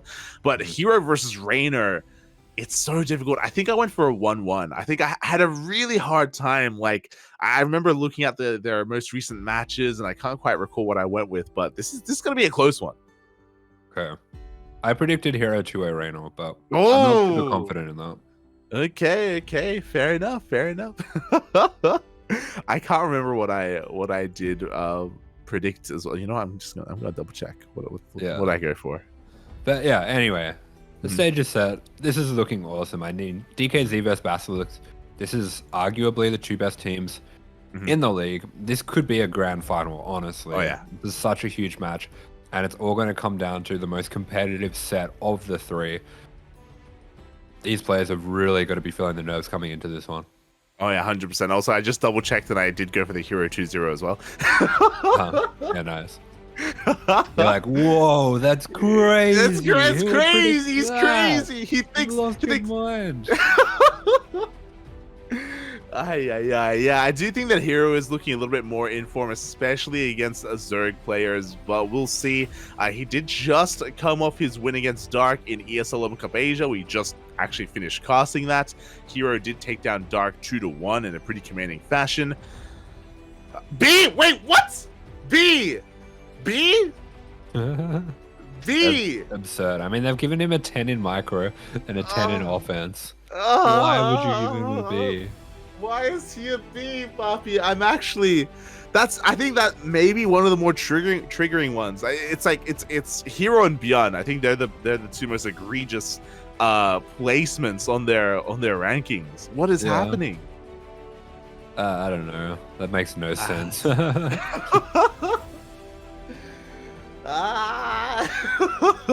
Well, apparently Hero is coming in as the underdog. Apparently he is only a B tier player, not even an A, not even an S, and he's gonna be looking to punch up an ancient sister.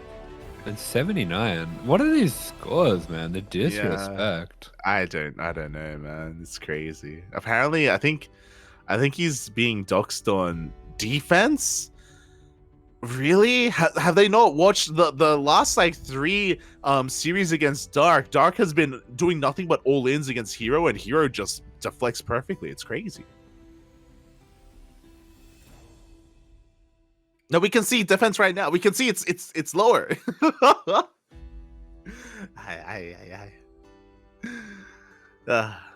Maybe they watched the game against Classic just now. True. They saw Hero Cannon Rush Classic and they shook their heads. They're like, what is this clown doing? He's crazy. Get him out of here. They're just like, B. he's B today. Yeah. Oh my god. Regardless, Hero, like all the DKZ players, to be fair, it was Hero, Oliveira, and Dark were all playing in ESL Open Cup Asia today. Every single one of them. Hero playing a little bit longer, though. He made it to the finals, and that means he's had very little time to rest in between tournaments. Yeah, that is true. I mean, on one side, he's going to be warmed up, but on the other hand, yeah, had to just play a pretty wild PvP. Also, his team killed his teammate, True. Dark. True. Team tensions running high. Yeah. Thankfully, it didn't seem as if Dark was feeling too upset about that, at least from what I could hear from the two of you. But, you know, can Hero play well without the harness, which apparently has been stripped from him? Mm-hmm. The harness that Serral is, you know, gunning for. Yeah, well, I mean, everyone wants the harness, but... Of course, yeah. It's like the jersey. Yeah. Tie me up. No. As in the bottom left-hand corner of the map, South Korean pros for DKZ, it is Hero. And spawning in the top right-hand corner of Ancient System, we have representing Team Basilisk, Reynor.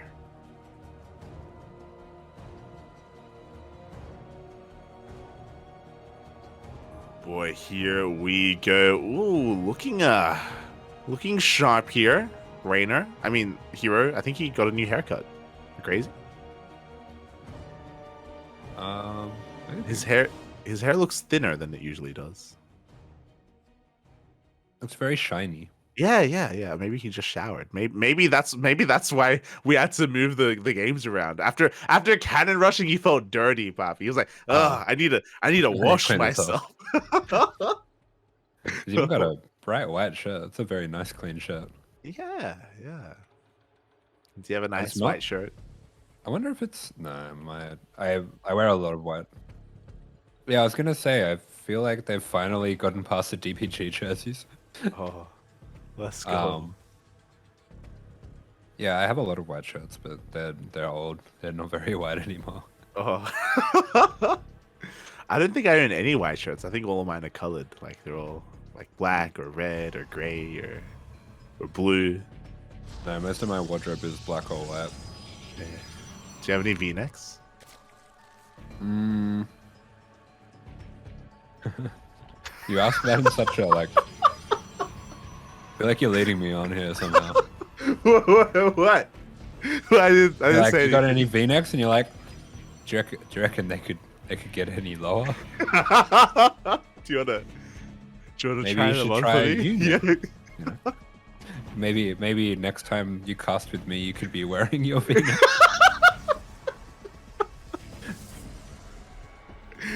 Look, I'm not saying anything, okay? You're coming to your own conclusions, and I'm not denying it. You know, if you wanna wear some V-necks.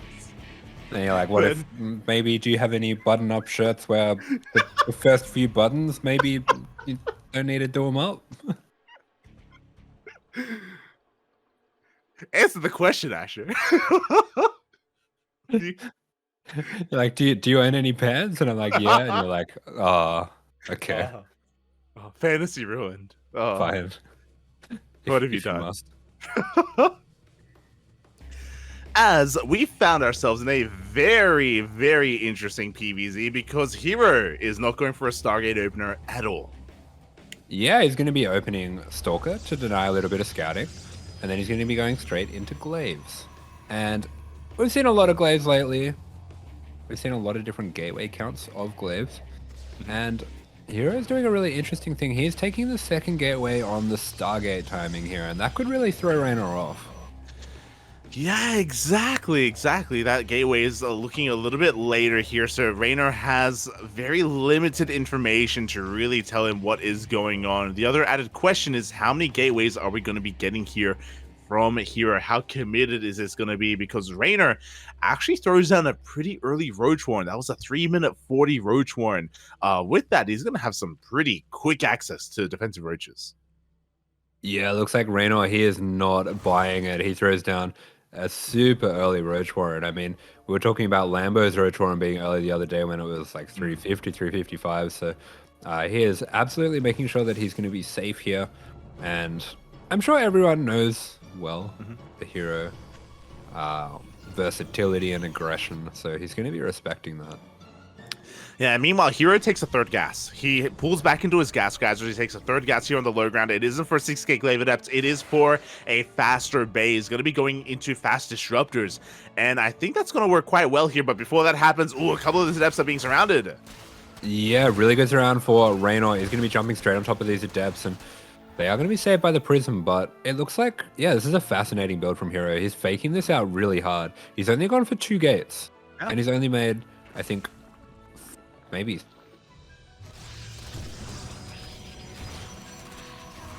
Yeah, barely any Adepts. Meanwhile, we do see, oh my god, that third base is under threat. Can he save it? Oh, it looks like third base is barely going to be saved. As Asher was saying, we haven't really warped into aggressively at all because we've been taking up quickly instead. That will keep us safe against the Roaches. That will also mean that we can go for a counter Disruptor drop instead.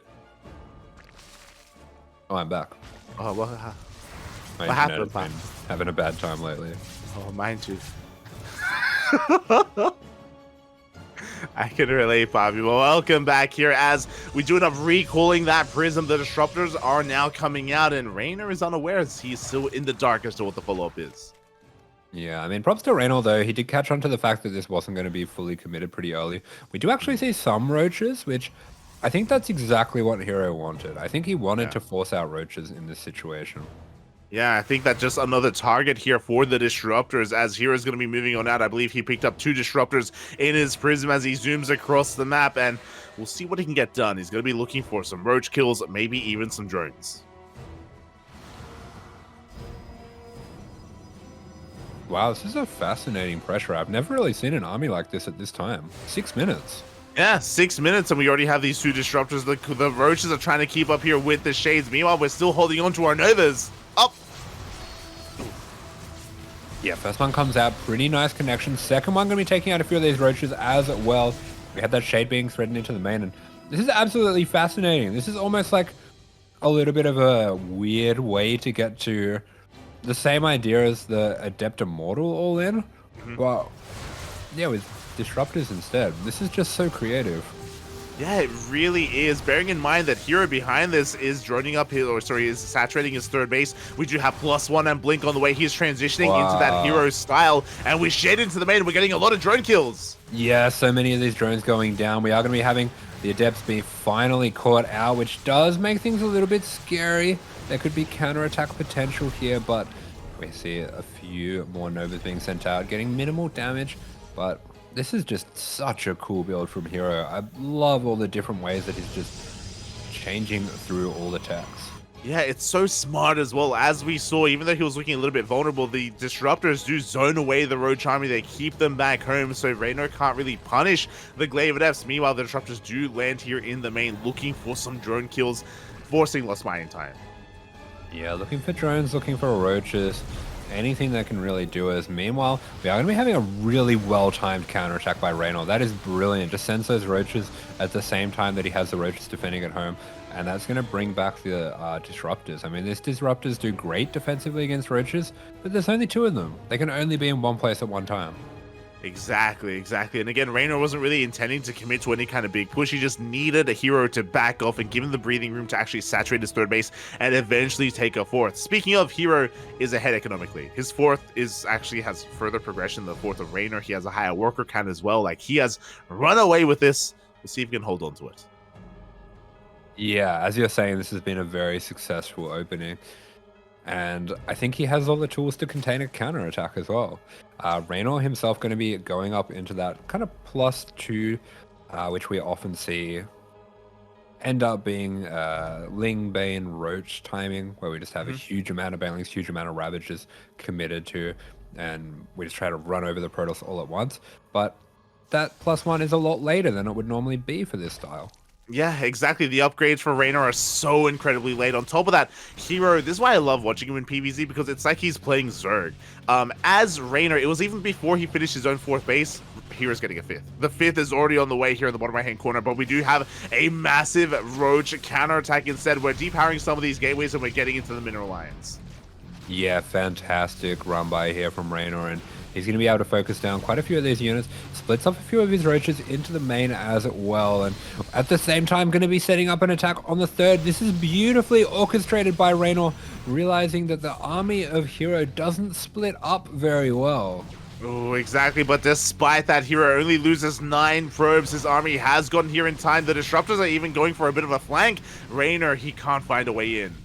Yeah, the multitask of Hero is insane. He is completely up to the task when it comes to hanging with the speed of Reynor, but Reynor, he's relentless. He continues to move these links around the map, putting on pressure. Hero, though, has a massive Disruptor Stalker army, and he's just going to send it right now. Can Reynor hold this? Does he have enough?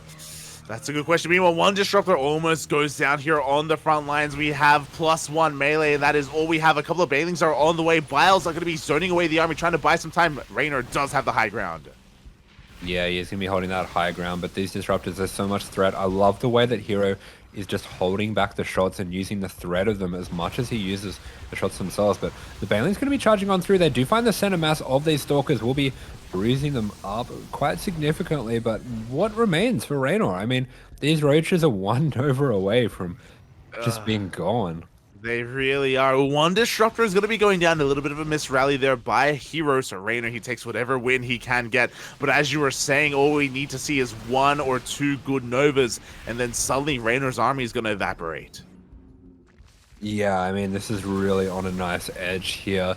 Hero looking to push in, looking to put the pressure on, continuing, as you were saying, to expand behind this. He's got those 5 bases up and mining. Really incredible stuff in terms of the macro out from him. Both these players are just so fast, but you can see the income graph very heavily in Hero's favor at this point. Yeah, it really is. And his army's just getting that much more versatile as well. We have charge on the way for these zealots. They're going to be slow lots for the time being. We got +1 armor. We have a 6th base being taken as we speak. Jesus Christ. Yeah, he is just continuing to get further and further ahead. We see some beautiful Bane splits coming out from Reynor. The Bailey's actually getting on top of the Disruptors, so at least one of those is going to be going down. The Stalkers have been pretty significantly softened up. I wouldn't mind seeing a recall here. Yep, we're going to recall the Disruptors, but 2 of them do go down, and the Stalkers are stranded now. Yeah, exactly. Here we go. Reynor finally gets the bathing connections that he was looking for with resetting that Disruptor count. Suddenly, Hero is in a lot of trouble. He's going to be very vulnerable to a Roach counterattack. Yeah, Hero losing a lot of supply all at once. It does get quite a few drones. I mean, Reynor's down to 66 drones. Not where you want to be here at all. Unless you're Demaga, in which case he can make magic happen here. In which case, he's maxed out. You know, that's the drone count that you want to be at, mate. He even has too many. Hey, he makes some magical stuff happen on this drone count. Let's see if Reynor is going to be able to do the same, as he does catch the Zealot. Run by over here to the left. We do have the Disruptors being caught out as well. Man, the things that Reynor can do with just small groups of Lings, so very impressive. I think it is kind of his superpower.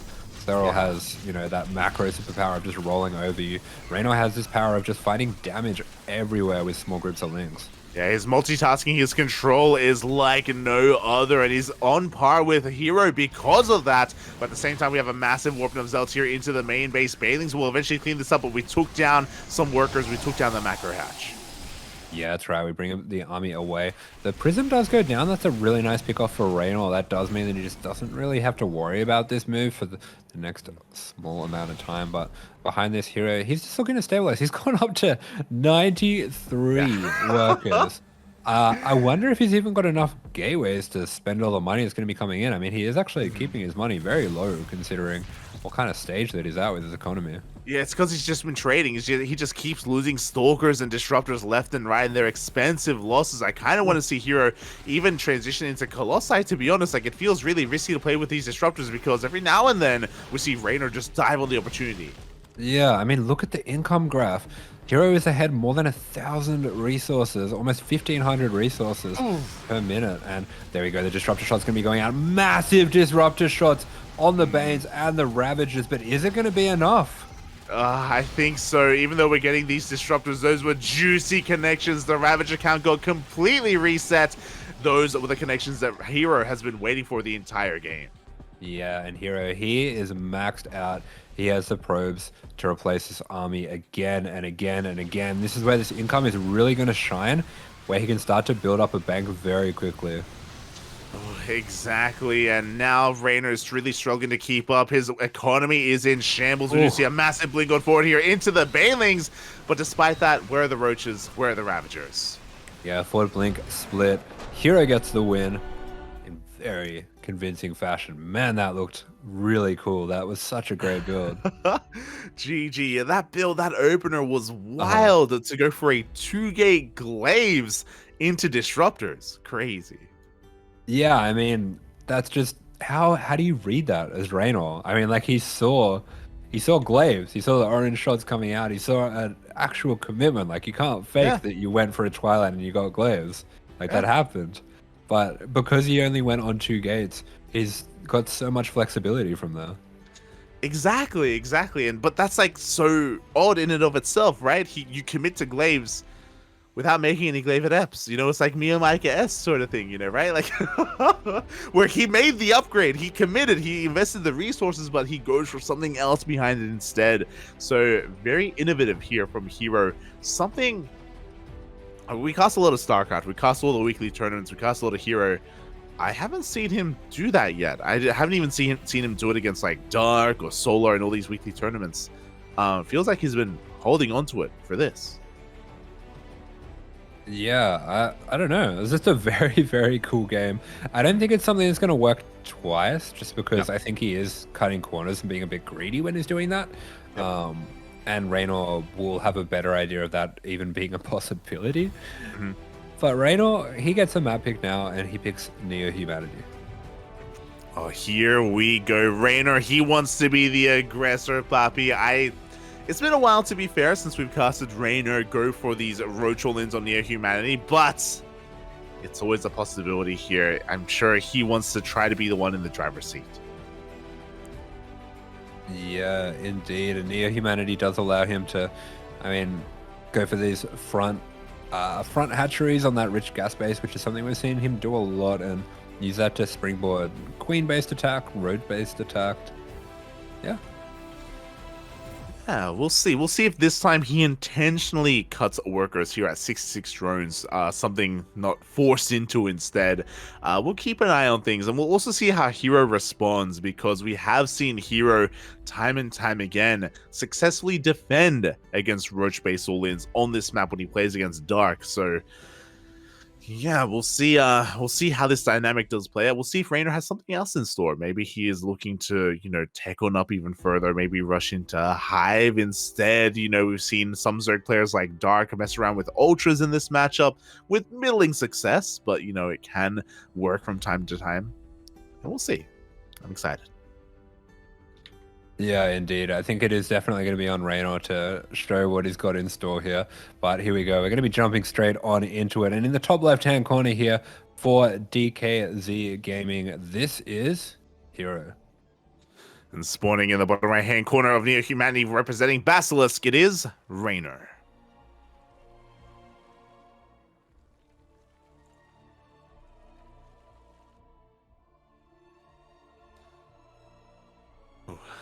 Boy, here we go. Reynor, listen to his rap.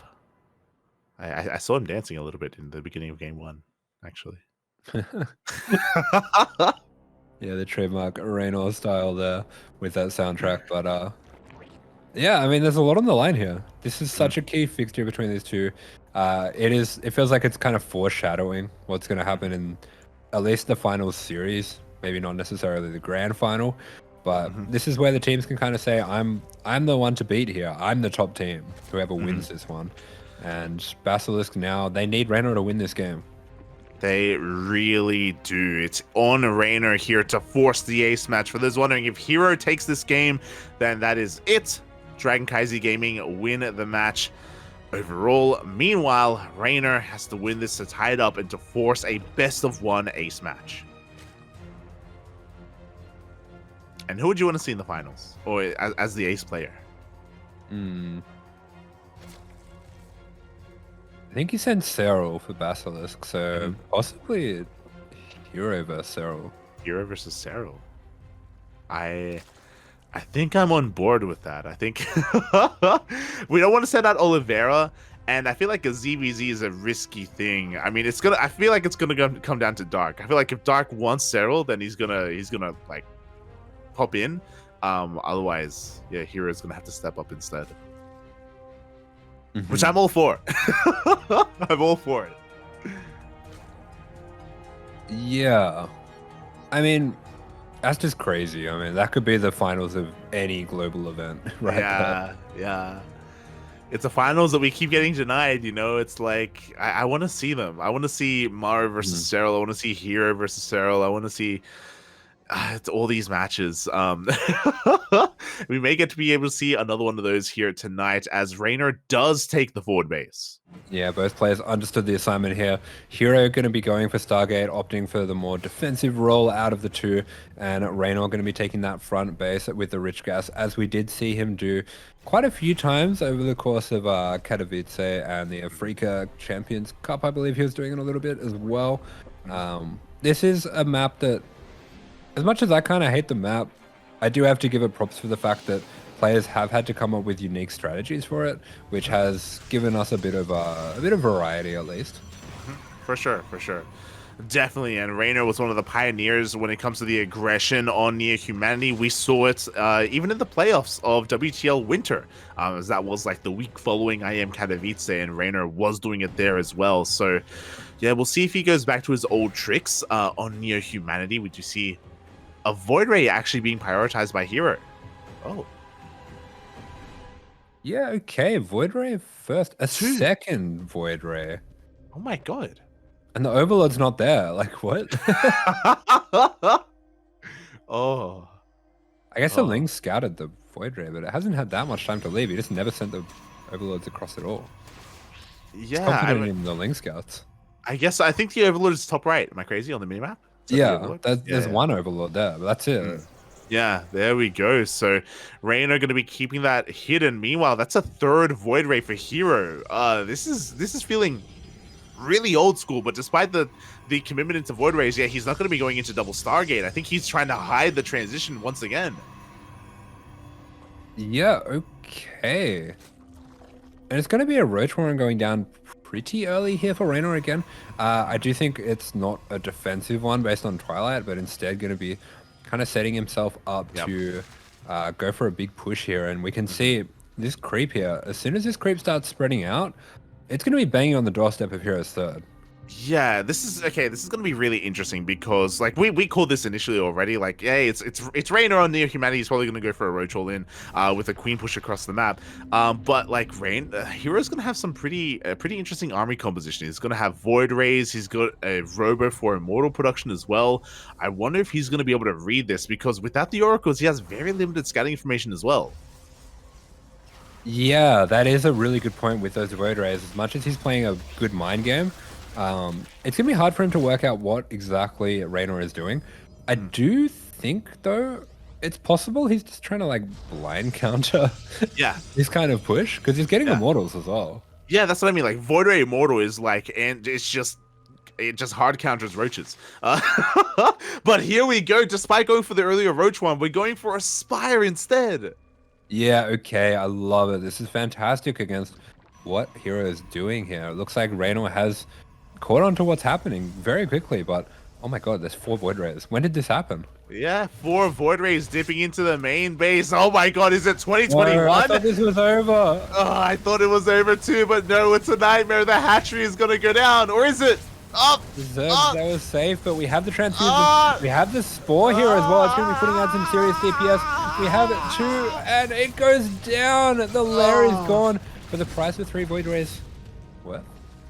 Oh my god. I mean, thankfully for Reynor, he already threw down the Spire. The Spire is already on the way. We do see a Skytoss transition out of Hero. He's going for the second Stargate for a Fleet Beacon and for a Robotics Bay at the same time. So much tech on the way from Hero. The other important thing is that even though he killed the main, he didn't scout behind the main. Okay, so if he didn't see this Spire, he's really not going to be expecting it now. And he hasn't made that many units, and he doesn't really have an answer for mutas. Yep. I think these mutas are just going to rock his world. I don't know what he does against this. Yeah, nothing shoots up. What does he have? A sentry and one void ray? Like, he has no answer right now, and that one void ray is under threat here by the queens. Mutas may just end the game here and now.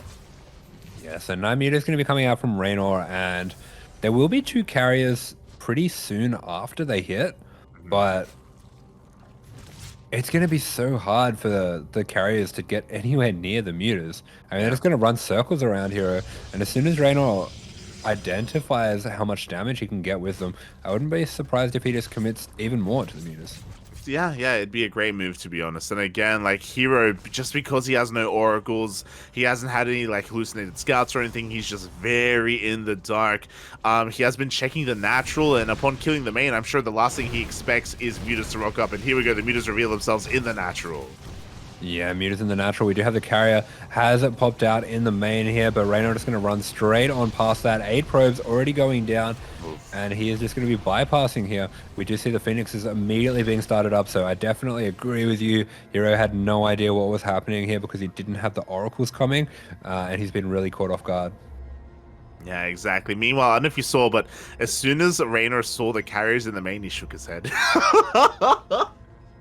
So even though he didn't do a lot of economic damage, and look at the worker count, like Reynor has been able to drone up to 87. He is now getting ready for the Skytoss. Corruptor is already on the way. Yeah, Reynor has, whether intentional or not, found himself one step ahead here, and the Disruptors, the Immortals, they're not going to be doing too much against a muta army here, or a muta-based army. They will help with the Roaches, but I mean, we still need something to deal with, specifically the Corruptors. Exactly, and now Hero, he's going to be on the back foot. He's going to have to be very defensive here. He needs to just turtle up, get shield batteries, get cannons. He has a 3rd Stargate on the way. Flux Veins just finished up. He needs Void Rays right now, more than anything. Another one's on the wall! Oh no! Oh yeah, really well timed Ling run by. Absolutely a skill of Reynor. He is so good with going for these kind of things. We do have them dropping back to the cannon and the shield battery, so Hero loses 5 probes, but not going to be too much else apart from that, as he does clean up this run by, but it's just disruption. It's Reynor getting rid of some supply that he doesn't really need, getting damage here as well. Yeah, exactly. Now he's looking for some more. The Corruptors are just looking for any kind of stray Skytoss units that they can snipe. Could even force a reaction as well. We do see the mutas are going to reveal themselves at the natural, and the Corruptors are lying in wait behind them. Oh, and this natural, it is still bare. I mean, if there was a cannon or battery in this main mineral line, I think he would have been able to take it out before with that little run by, but yeah, here we go. We do have the Corruptors looking to take out the Phoenix as they do try to clean up the mutas, and this is a fascinating little dance between the 2 players, but it feels like Hero, he has to be in several places at once with one army. Yeah, exactly. You know, the Protoss army is strongest together, but because of the mutas, because of the links, he's been pulled apart left and right. Reynor, again, a beautiful economic position. He has maxed out. He's got his Hive, he's got his Greater Spire on the way, and Adrenal Glands as well. He is racing his way to his late game composition, and he needs to get rid of these Roaches. He's going to trade as best he can. Up! Yeah, here we go. Big Baneling run by here. Does get defended quite nicely. A really good hold position there on that Immortal, actually. Was able to protect all those workers in the end, so good defense so far here from Hero. He's still in a really scary position. Like, things are still looking very uneasy for him, but he's slowly stabilizing. You know, he's got a Templar Archives on the way. Archons are really the big thing that he's missing to really solidify his army. Yeah, I think Archons, he will continue to get these carriers out as slowly as he safely can, or as quickly as he safely can, I mean to say. But behind this, Reynor's getting prepared for the late game as well. We have a Greater Spire, we have the 2nd Spire for more upgrades as well. We have Infestors hitting the field. There we go. 7 Broodlords being morphed in. I do have to say, I'm a little bit surprised that he's morphing them in already. I was expecting this to be a transition after he clears up some of the Skytoss, and I'm a little concerned about the amount of anti-air he's going to have after this. I agree. I do think that right now we need more Corruptors and less Broodlords, so we'll see how the army compositions shape up with each other. I haven't really been able to see a clear eye on how many Corruptors we have, but yeah, it's not looking that high. Oh! Yeah, there we go. We get a good fungal. We are just going to be zoning everything out here with the Disruptors. Nice focus fire from Reynor with the Broods. Going to be taking one of those Disruptors out, and Hero likes the look of this. He's going to be committing to a fight here. Yeah, he's pushing into all of these spores. The carriers are going to town behind this. The Corruptors are lying in wait in the back line. The Broodlords are being focused down. Oh, he's on top of the Broodlords, and there's just not enough Corruptors to deal with this. I really do feel like Reynor jumped into this a little bit too quickly, especially with the amount of Void Rays that are on the field. But all the carriers, they are battered, they are bruised. Hero is going to be playing this safe, doesn't want to overextend here, but he did already get, I believe it was four Broodlords here. So great trades for Hero. Yeah, better trades here for Hero, and now he's going to be able to back off and just refine his army. Reynor is rebuilding those Corruptors, so he recognizes what he is lacking. Likewise, Hero needs to get rid of these Zealots as well. They aren't the most useful use of his supply. Yeah, I love this though. He is going to be trying to use them to take out the spores. Actually holds position to try to get on top of the spores. I do think Zealots are, very good for taking out spores here, but I don't know. I'm not in love with the army of Reynor. He does have a few more Corruptors here. Yeah, he's got more Corruptors pushing on forward. We have another Fungal as well on one of those Archons. We have rebuilt a couple of the Corruptors as well, but can we focus down the Archons? If we do, then we can dive in with the Corruptors. There we go. We do have some Parasitic Bombs on the Void Rays. Yeah, Parabombs on the Void Rays. Hero's going to be able to split that one away from the carriers pretty quickly. And we still have so many Archons on the field. It's so important for Reynor that he gets rid of these Archons and then he can commit with the Corruptors. Looks like this was a pretty good fight for him all in all, either way. Exactly, but something that he did just lose as he gets a carrier towards the end. Very nicely done here by Reynor. Reynor did lose his Spore Forest, which means that the next push is going to be that much more difficult to hold on to. Thankfully, because he killed so many units, Hero, he doesn't have... I was about to say that he hasn't remaxed yet, but no, he just comes in anyway with one carrier. He's got Ground Toss. Yeah, he wants to keep the pressure on. 3 Void Rays going to be getting sent across the field here. We have another Yoink on the carrier. The carrier is going to be going down, so looks like it's going to be, as you're saying, Ground Toss and Void Rays. Yeah, an interesting composition, but unfortunately he's pushing into Broodlords. He can't get on top of them. Yeah, he's going to push back the Corruptors, but the Zealots are getting in. 21 drones have gone down. These drones are getting absolutely shredded. They're going down with the quickness. 23 going down just like that. And now the Void Rays get on top of the Broodlords.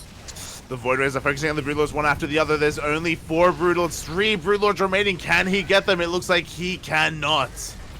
Yeah, not quite. A bit of a wasteful dive there from Hero. I think if he does lose this game, he's going to come to regret that move there, but there you go. He still has these Immortals. He's got these Archons as well. As long as he can preserve these, he's going to be in a good position, but Reynor, he is going hard on the Broodlords. 9 Broodlords being morphed in, and Hero didn't have Blink. Yeah, that's why he hasn't been morphing in any Stalkers, because Blink is not an option. I do think that if Heroes transitioned back into Skytoss, he'd be in a better position right now, but no, he's going charged on Archon, Blink, Stalker. He's just given up on anything Skytoss related.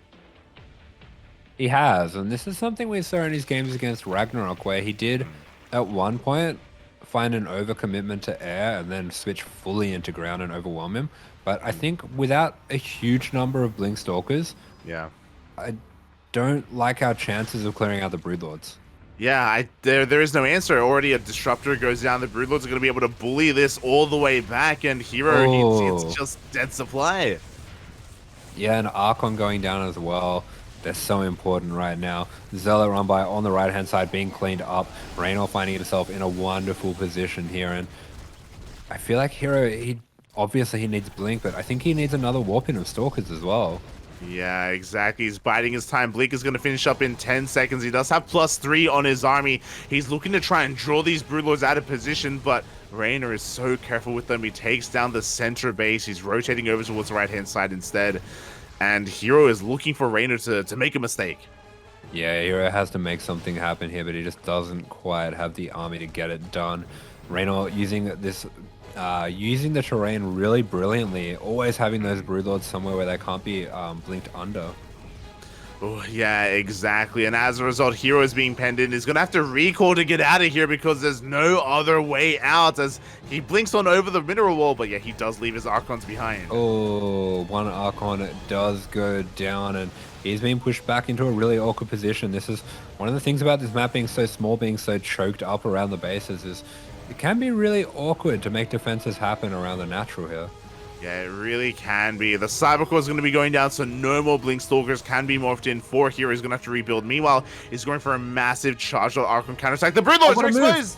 What a move. He sends the units across the map, but without the Stalkers. And the Stalkers, when the Broodlords get baited out, jump on top. So many of these Broodlords go down. That was genius by Hero. That was the move that he was looking for. We're down to only 4 Broodlords remaining. Meanwhile, the Charger Archon army is just rushing out across the map. Can Hero pull this off? Yeah, he's going to be sending it in. There's so many Banelings. This is going to absolutely... Oh, I was going to say decimate the army, but there is still a bit of army standing. The Broodlords are going to be finished off. That means the Stalkers can go across the map, but unfortunately there is no buffer for these Immortals, so they are going to be going down, and that's Hero losing all of his power units. Yeah, unfortunately there were Zealots there at the natural, and honestly, if those Zealots were with the Immortals, I do think that Hero maybe could have taken that fight. Meanwhile, 7 more Broodlords are on the way. Reynor knows that that is his win condition, that Hero had to work so hard to reset the Broodlord counts, and he's gonna have to do it again. Yeah, and Hero on a pretty basic army now. Mostly Zealot Stalker. We have a couple Archons. Should be 1 Immortal coming across the map as well, but I think he's only on 1 Robo, so it's going to be a little bit awkward dealing with the Roaches, because the Roaches can protect those Broodlords from being blinked on. They really can be. Meanwhile, Ling Runby is going to be able to deny one of these mining bases here of Hero. Hero is also running out of money. He has a decent worker count, but he needs another base. He's trying to expand on the left-hand side, but the Lings will find that. Yeah, Reynor is relentless with his Ling Runbys, with his Ling pressure as well, and he's doing a very good job of keeping Hero busy and keeping him penned in. Meanwhile, we do have a little bit of a skirmish on the right-hand side here, and Hero going to be looking to get aggressive. I do think that he doesn't have too many other options at this point. Yeah, the problem is that Reynor has been building nothing but Broodlords. He just made another 2, like, every single time whenever he makes a Corruptor, he just makes in more Broodlords. He knows that he just needs that 1 unit to defend, and he should be able to hold on back at home. And yeah, he's just going to be counterattacking with his Lings whenever he can. Yeah, looks like this one is all going to come down to one big fight here. Could this be the moment here? Hero, he hasn't seen the Broodlords yet. Surely that's too many for him to be able to take the fight. He's going to try and blink on 40 dives on in, but we have a Blinding Cloud as well. The Stalkers, they get 1, 2, 3 Broodlords, but we're running out of Stalkers. Yeah, the Blinding Cloud is so sick. We even have an Archon being dropped underneath the Broodlords, but there is just not enough to deal with what's on the ground here. The Zealot's going to be dealing with the Ling Runby on the left here, so that's a great job by Hero here, but I don't think trades are going to be good enough. I think he does need to just kill those Broodlords straight up. Yeah, but how? How does he kill them? That Stalker count is half of what it once was, so because of that, he can maybe get 1 or 2 Broodlords, and that is it. He's going to try and set up for maybe even a bit of a surround, but no, the Ling counterattack is just pulling Hero apart. Yeah, it is, and Hero, he is running so short on gas right now. He really needs to get that gas mining up and running on this 6th base. Exactly. Meanwhile, Reynor, he's just doubling down on the anti-ground toss army. He's got a Lurker Den on the way. He's morphing in some Hydras as well. Broodlord Lurker, like, how do you break that? Like, with ground toss, it's not going to happen. It's not going to happen. Yeah, I have got to agree with you there. I can even envision some scary moments where maybe we have hold position Lurkers and the Stalkers blink on top of them and then they let rip. Oh my god, yeah, that's that could be before us as well. We even have a power bomb on that one Prism. Hero, he's still in this. He is getting another base up and running. He is rebuilding that Stalker count. Oh, but they're the Lunkers. Oh. Yeah, 8 Lurkers. And we have more than 10 Broodlords as well. That's an insane army. I feel like for the Protoss, you just straight up need carriers to deal with it. You just need Skytoss. Skytoss is the answer, and Hero, I do think that he prematurely teched out of it. I think he's maybe saw a kill move. He was like, oh, maybe I can like hard switch here and just straight up end the game. That's when he dove on the Broodlords the first time, but I think it was his downfall. Yeah, I mean, at this point, he doesn't really have the gas to make any kind of transition like that. He is going to be spending what little gas he does have on disruptors to help deal with what's on the ground. And that will be helpful for lurkers, but only in a slow way. And I think Reynor has the ability to split off some army and go for run buys while Hero's trying to make that happen. Yeah, I mean, Reynor's maxed out. You know, he is at 200 supply right now. Even though the Protoss army can trade more efficiently, it's more about the economy right now. It's more about the ability of Hero to rebuild his army as he tries to expand, but is forced to cancel once again. Yeah, Reynor doing a very good job keeping on top of these edge bases. Hero, as a result, actually going to try to take Reynor's base in the bottom left-hand corner here. Ooh. Yeah, so we do see the Broodlord Lurker army is there in the bottom left-hand corner, looking to lay siege upon that Nexus and just not allow Hero to ever take it. Yeah, I mean, I think the Corruptors can basically just pee on that at this point. Yeah, whichever way we want. We do have the cancel in the end. Hero's looking for his own counterattack there, but he's pushing into Lings and Roaches. Oh. Yeah, we do have the Zealots running on in, but we have some Spines as well. This should give Reynor enough time to either bring the rest of his army over or, in this case, just decides on a base trade. Yeah, I like it. I mean, how are you going to deal with that? True, he's going for a counterattack instead, and sure, Reynor loses one of his bases, but it wasn't a crucial mining base. This is Hero's lifeline right now. He cannot afford to lose that Nexus as he's pushing out across the map, and the Lunkers stayed at home. Yeah, that is so many lurkers. Is he hold position? Okay, no, it's been seen. Okay. We do have Hero taking some hits. The Hive's going to go down. Hive goes down, the Lurker Den is exposed. Nova's going to be going off, connecting with some of those Lurkers as well. One Lurker gets picked off, but at the same time, we have a massive Ling counterattack, and Hero is losing everything else back at home. Yeah, beautiful Ling run buys. We do see that worker count dropping on down, but all of the tech of Reynor going to be going down, and this is a bit of a scary moment for Reynor. I mean, if he does lose his Lurkers to Disruptors, lose a few Broodlords to Stalkers maybe, he could be in a lot of trouble here. I could still see Hero taking this game. Yeah, he's fighting back very hard. He's super maxed right now. He's down to 38 workers.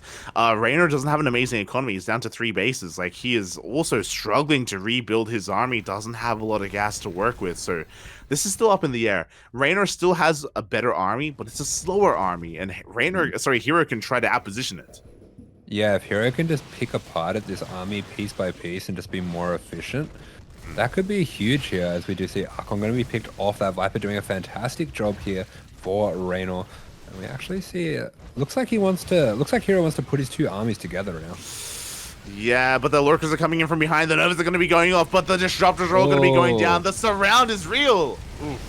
Yeah, and these Disruptors, they're absolutely crucial when it comes to trying to take out these Lurkers. But speaking of Lurkers, the army of the Protoss is getting on top of them. Good focus fire coming out from Hero. Every single Lurker going to be going down, and now we have the potential for a Stalker Warpian to take this down, but instead it's going to be Zealots, and I think Hero smells blood here. Yeah, so we have a really interesting situation. We have dealt with one problem. We've dealt with the Lunkers. Now it's only the Broodlords. There are still a lot of those Broodlords that are being split up, actually. We do see Reynor trying to defend against a run by on the left-hand side. The Zealots are going to try and take down that last hatchery. Oh, that Zealot weapon was genius. Takes down the hatchery here. And does Reynor have hatchery? He's in the main. He's got the hatchery in the natural. He's in the main. He can get this hatchery. He can get the spawning pool. He can get the Spire. It's going to be the infestation pit that he goes for here, but he's got time. He can pick off maybe one more building here. He can recall, right? He can kill another building and go for the recall as well, but he's on a bit of a timer. He gets one of the Spires. The Greater Spire will survive, and we're going to be losing some of these Stalkers. Yeah, 3 Stalkers going to be going down, but we take out the Spire. The Greater Spire still remains, but Reynor is really struggling to put these bases together. Reynor going to be going for this cheeky move, morphing in the Broodlords behind the mineral line of Hero, and I think that's Hero's main and almost only mining base. Yeah, pretty much. It is his lifeline as well. We do see Hero going for his own counterattack there, but he blinks forward into the Broodlords. A bit of a misstep there. We cannot afford to lose these Stalkers. 2 Stalkers go down. Yeah, 2 Stalkers going down, and lots of stuff going on all at the same time here, as well as the Broodlords are going to be laying siege to this mineral line here. The Stalkers not quite being focused by it either. Both sides, they're being pushed back. They really are. Hero, his army is just out of position. We do see him blink on forward, though another Broodlord is going to be falling. We still have 2 remaining here for Reynor. Oh my god. Yeah, we got a a crazy Phoenix little skirmish here. If that's a real Phoenix, that is absolutely genius. That could be so key in this position here, as Hero desperately tries to hold on against the siege of Reynor. Looks like those Broodlords to the north go down. Now he can focus himself on this bottom left-hand side. We don't have a Corruptor. We don't have any Corruptors. We have no anti-air. That one Phoenix could technically kill everything. And here we go. We blink on forward. We get 1, we get 2, we get 3 Broodlords. Yeah, 3 Broodlords going to be going it down there. Fantastic trades for Hero. Big Ling run by at the only mining base here of Hero. Comes out from Reynor. So beautifully timed. So difficult to deal with as well. And this game is still completely in the balance. It really is. It's still getting really chaotic, but the probe count for Hero is getting lower and lower. Meanwhile, he's going for a big, I think, Blinkstalker counterattack. He's looking for those Broodlords once again. Yeah, and he finds them, but this is not many Stalkers. I don't think there's enough here to fight this. Hero's going to agree. He moves on out of there. It feels like he is really so close to finding some damage here, but the moment it's getting away from him. It's falling from his grasp. That Phoenix shows up, but we're making Hydras right now. Like, Reynor is making some anti-air available to him. The Broodlords are forced back, but Reynor is looking to expand and take another mining base. Reynor can keep rebuilding more army. Hero can't. Yeah, I think Hero, he has to go for it right now. We have 5 lurkers though, and that's going to be huge. There's just nothing really on the ground to deal with that. We have the 2 disruptors, but I think we still have 1 Viper here for Reynor. Okay, we don't have a Viper, so there's a lot of potential in this disruptor. Oh, there is. Meanwhile, the hatchery does barely go down as well. So again, the mining for Reynor is still in the dumps. Oh. He blinks on forward onto lurkers. Oh no. He blinks on, but he goes onto the lurkers. GG is called. Insane game from these 2 players.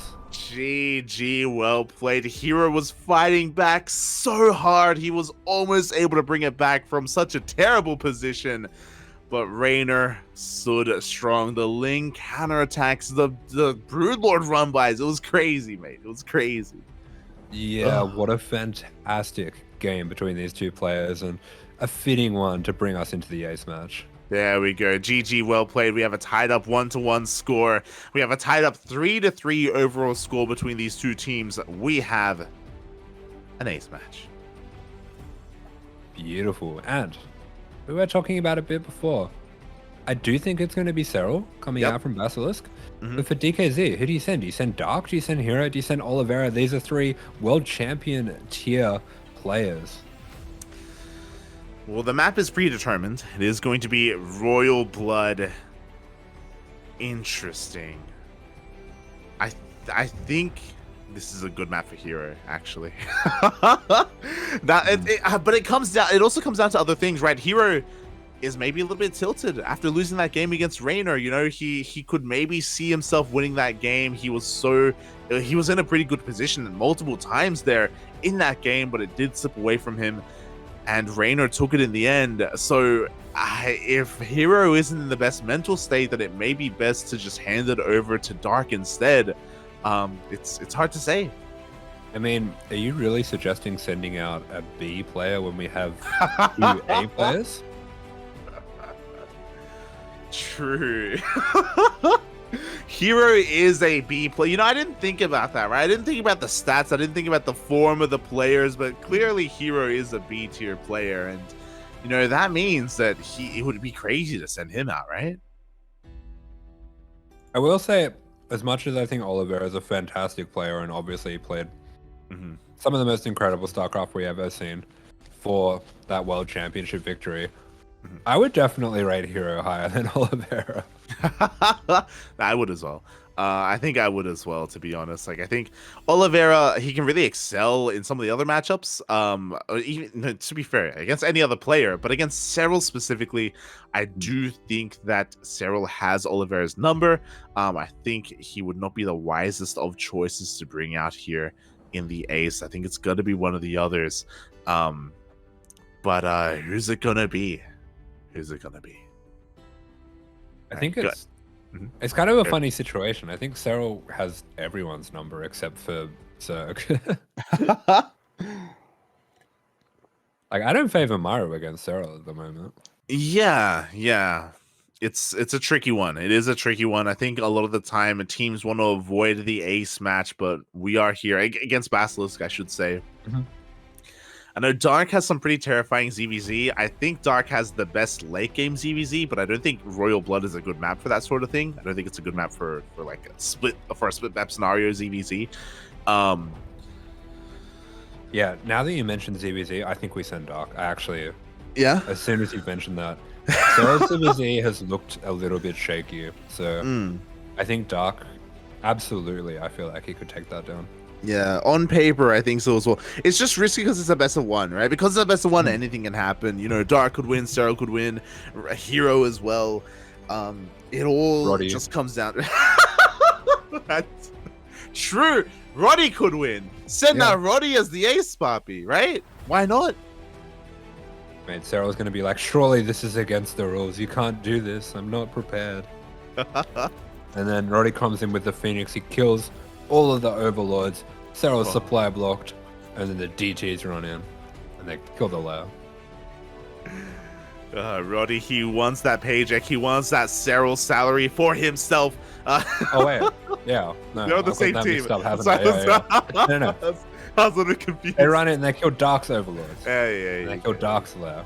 Yeah. And then Dark Niduses all of his drones into Roddy's base, and we swap bases. We do. And at the end of it all, rising from the ashes is the Phoenix, is the Roddy. And he doesn't just stand strong, he lifts up the harness. He lifts it up, taking it from the corpse of Dark. Oh.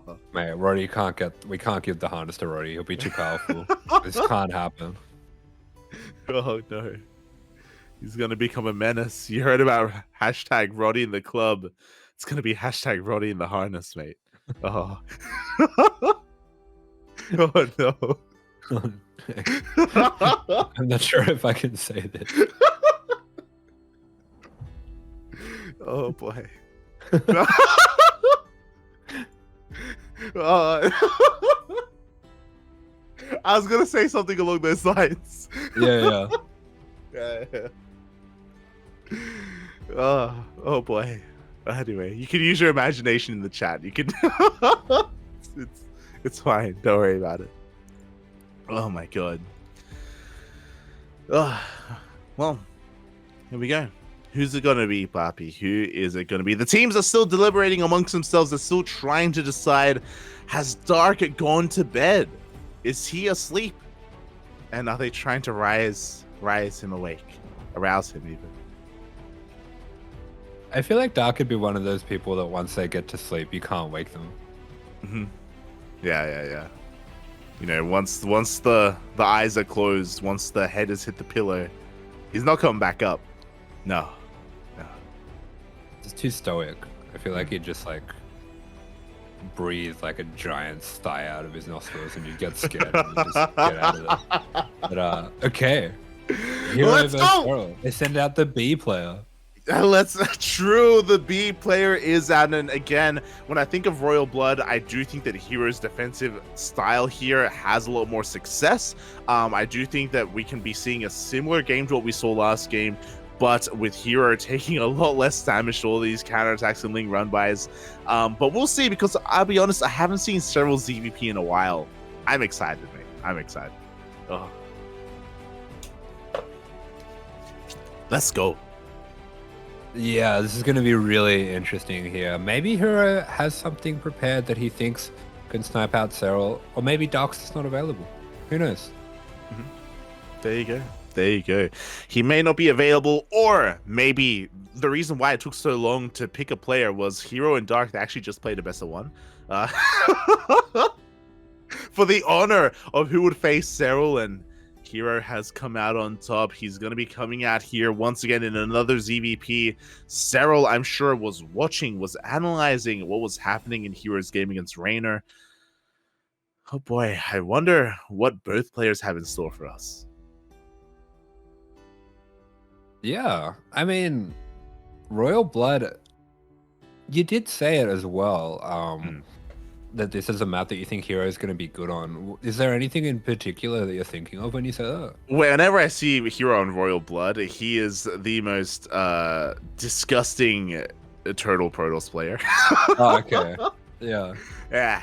And like, so when I think of what was happening on Royal Blood, on Neo Humanity, when I think about how he was really struggling to get a 5th up and running, for example, and actually hold on to his mineral lines as the game got on longer, I think that the game will be a lot less chaotic for him. I think he's going to have a lot more control if he finds himself, or if we find ourselves in a longer game, for example. But that's also why I'm really curious as to how Serral is going to play, because to me, he's a little bit of an enigma. You know, we see him from time to time in these weekly tournaments in Kung Fu Cup, for example.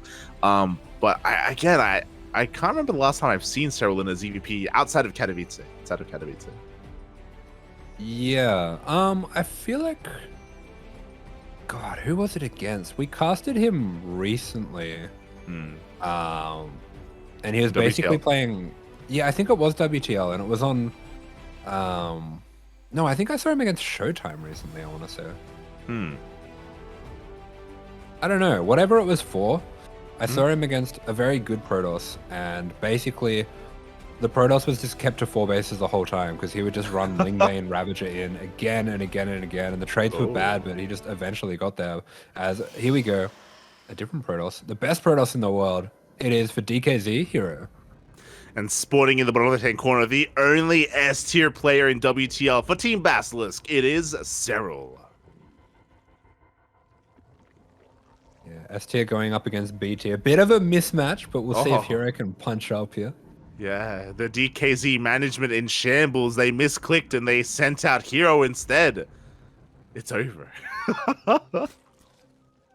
Serral's, he's done an extractor trick. What happened? Yeah. I don't think I've ever seen Serral do this. Yeah, this has been making the rounds. Did he go for a 15 hatch? I think he did. Yeah. But, 15 hatch, 15 pool. He went for the this is the Eric build. This is the Eric opener. I do remember. Okay, so the Eric opener happened. This is the Eric opener lore. I don't know how well you've been keeping up with it. All right, yeah. After this went down and people were kind of like, oh, this is very interesting. Pig has been like riding hard on it. Like he's super into it. He did a stream basically where he was just theory crafting it and laddering it and playing customs with it and just kind of trying to limit test it and see what he can learn about it. And then after the end of that stream, he's so excited about this opener. He's like, this could be the new standard opener. I think this is really good. I can't think of the drawbacks. I'm going to send feelers out to Serral, to Lambo, to Scarlet, see what they think about it. And on that same day, someone went into Serral's stream when he was streaming and they were like, oh, Pig's been doing all this stuff about the Eric opener. What do you think of it? And someone explained it to him and he was like, yeah, like I think this could be really good in most matchups except, I think he said except ZVZ. Yeah. Eric didn't get that memo, but yeah, that makes sense. So yeah, Serral, he's already expressed interest in the build. And he is the kind of player who's very open-minded. Yeah. I mean, with this opener, right, you get your natural base as your natural, of course. You can get these lings a little bit earlier on as well, just for that map control, just to shoo away the probe. There are kind of these benefits that you were talking about here. You know, you can be a little bit more efficient because you can delay your overlord as well. Really cool to see Serral like spreading his wings and doing it here. Yeah, especially in such a high-stakes game too. 100%. So you do love it to see it as Hero back at home and going for a much more standard Stargate opener here. But just because it's a Stargate, we'll see what comes out this time. Oracle, not a Void Ray. Yeah, and you can already see it looks so different. We have that faster Queen. We have that slightly faster Tumor as well. I do believe that's one of the big advantages you get from this build. And this Adept is just not finding the same amount of pressure that it normally would. Yeah, exactly. That Queen is just so much more farther forward instead. So it causes the shades to be a little bit more earlier as a result. And yeah, it's not as, doesn't add as much pressure as it usually does. But here we go. We do actually commit to the shade. Yeah, the shade's going to be completed. Wow, that Evo block was so crisp from Serral. Straight back to mining as well. My God, he is just incredible with his mechanics and defense. This is some top of the line stuff, and Hero just cannot find damage right now. Yeah, here we go. One Adept already goes down. The second Adept is going to go down as well. The Oracle just cannot find a way, and the Queen positioning is just too damn good. Oh, yeah, and Hero is taking so much damage here. Often with this opening, the Zerg can lose a couple drones here and there. Like, that's okay. That's kind of built into this opener, but Serral has been flawless so far. Serral hasn't lost a single worker, and a shout out to the sponsors, the Hypergriff, TGI Fridays, Taidu, Rio, and Doyu. Without them, WTL wouldn't be a thing. Without them, this insane ace match wouldn't be possible, as Hero is very quickly transitioning into that Twilight Council. No Forge. Yeah, okay. This is looking like he might be going for that Glaives build. It feels like it. It feels like Glaives. The Overlord is going. Yeah, he's going for the Scout. The Stalker is not going to be able to focus it down in fast enough, and it looks like he does see the Twilight Council. Yeah, he sees it, and he sees as well. I believe he might have caught the extra gateways, but okay, it's going to be charge. Wow, okay, this is really cool. We did see Hero do this. We saw him go for a mass Oracle charge all in. Yeah, I mean, fun fact, he did it earlier today in East Asia. Right? Oh, yeah. He did it in Asia as well? Yeah. I remember him doing it in the World Team League as an ace match as well.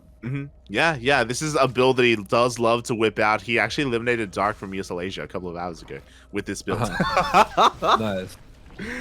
But the Queens are one thing across the map. Serral is being aggressive himself. He's cutting workers here at 49. He's making Lings and Roaches. He's rushing across the map. This can't be good for Serral. He's running straight into the all-in of Hero, but is he going to be hitting her early enough that it's not going to matter?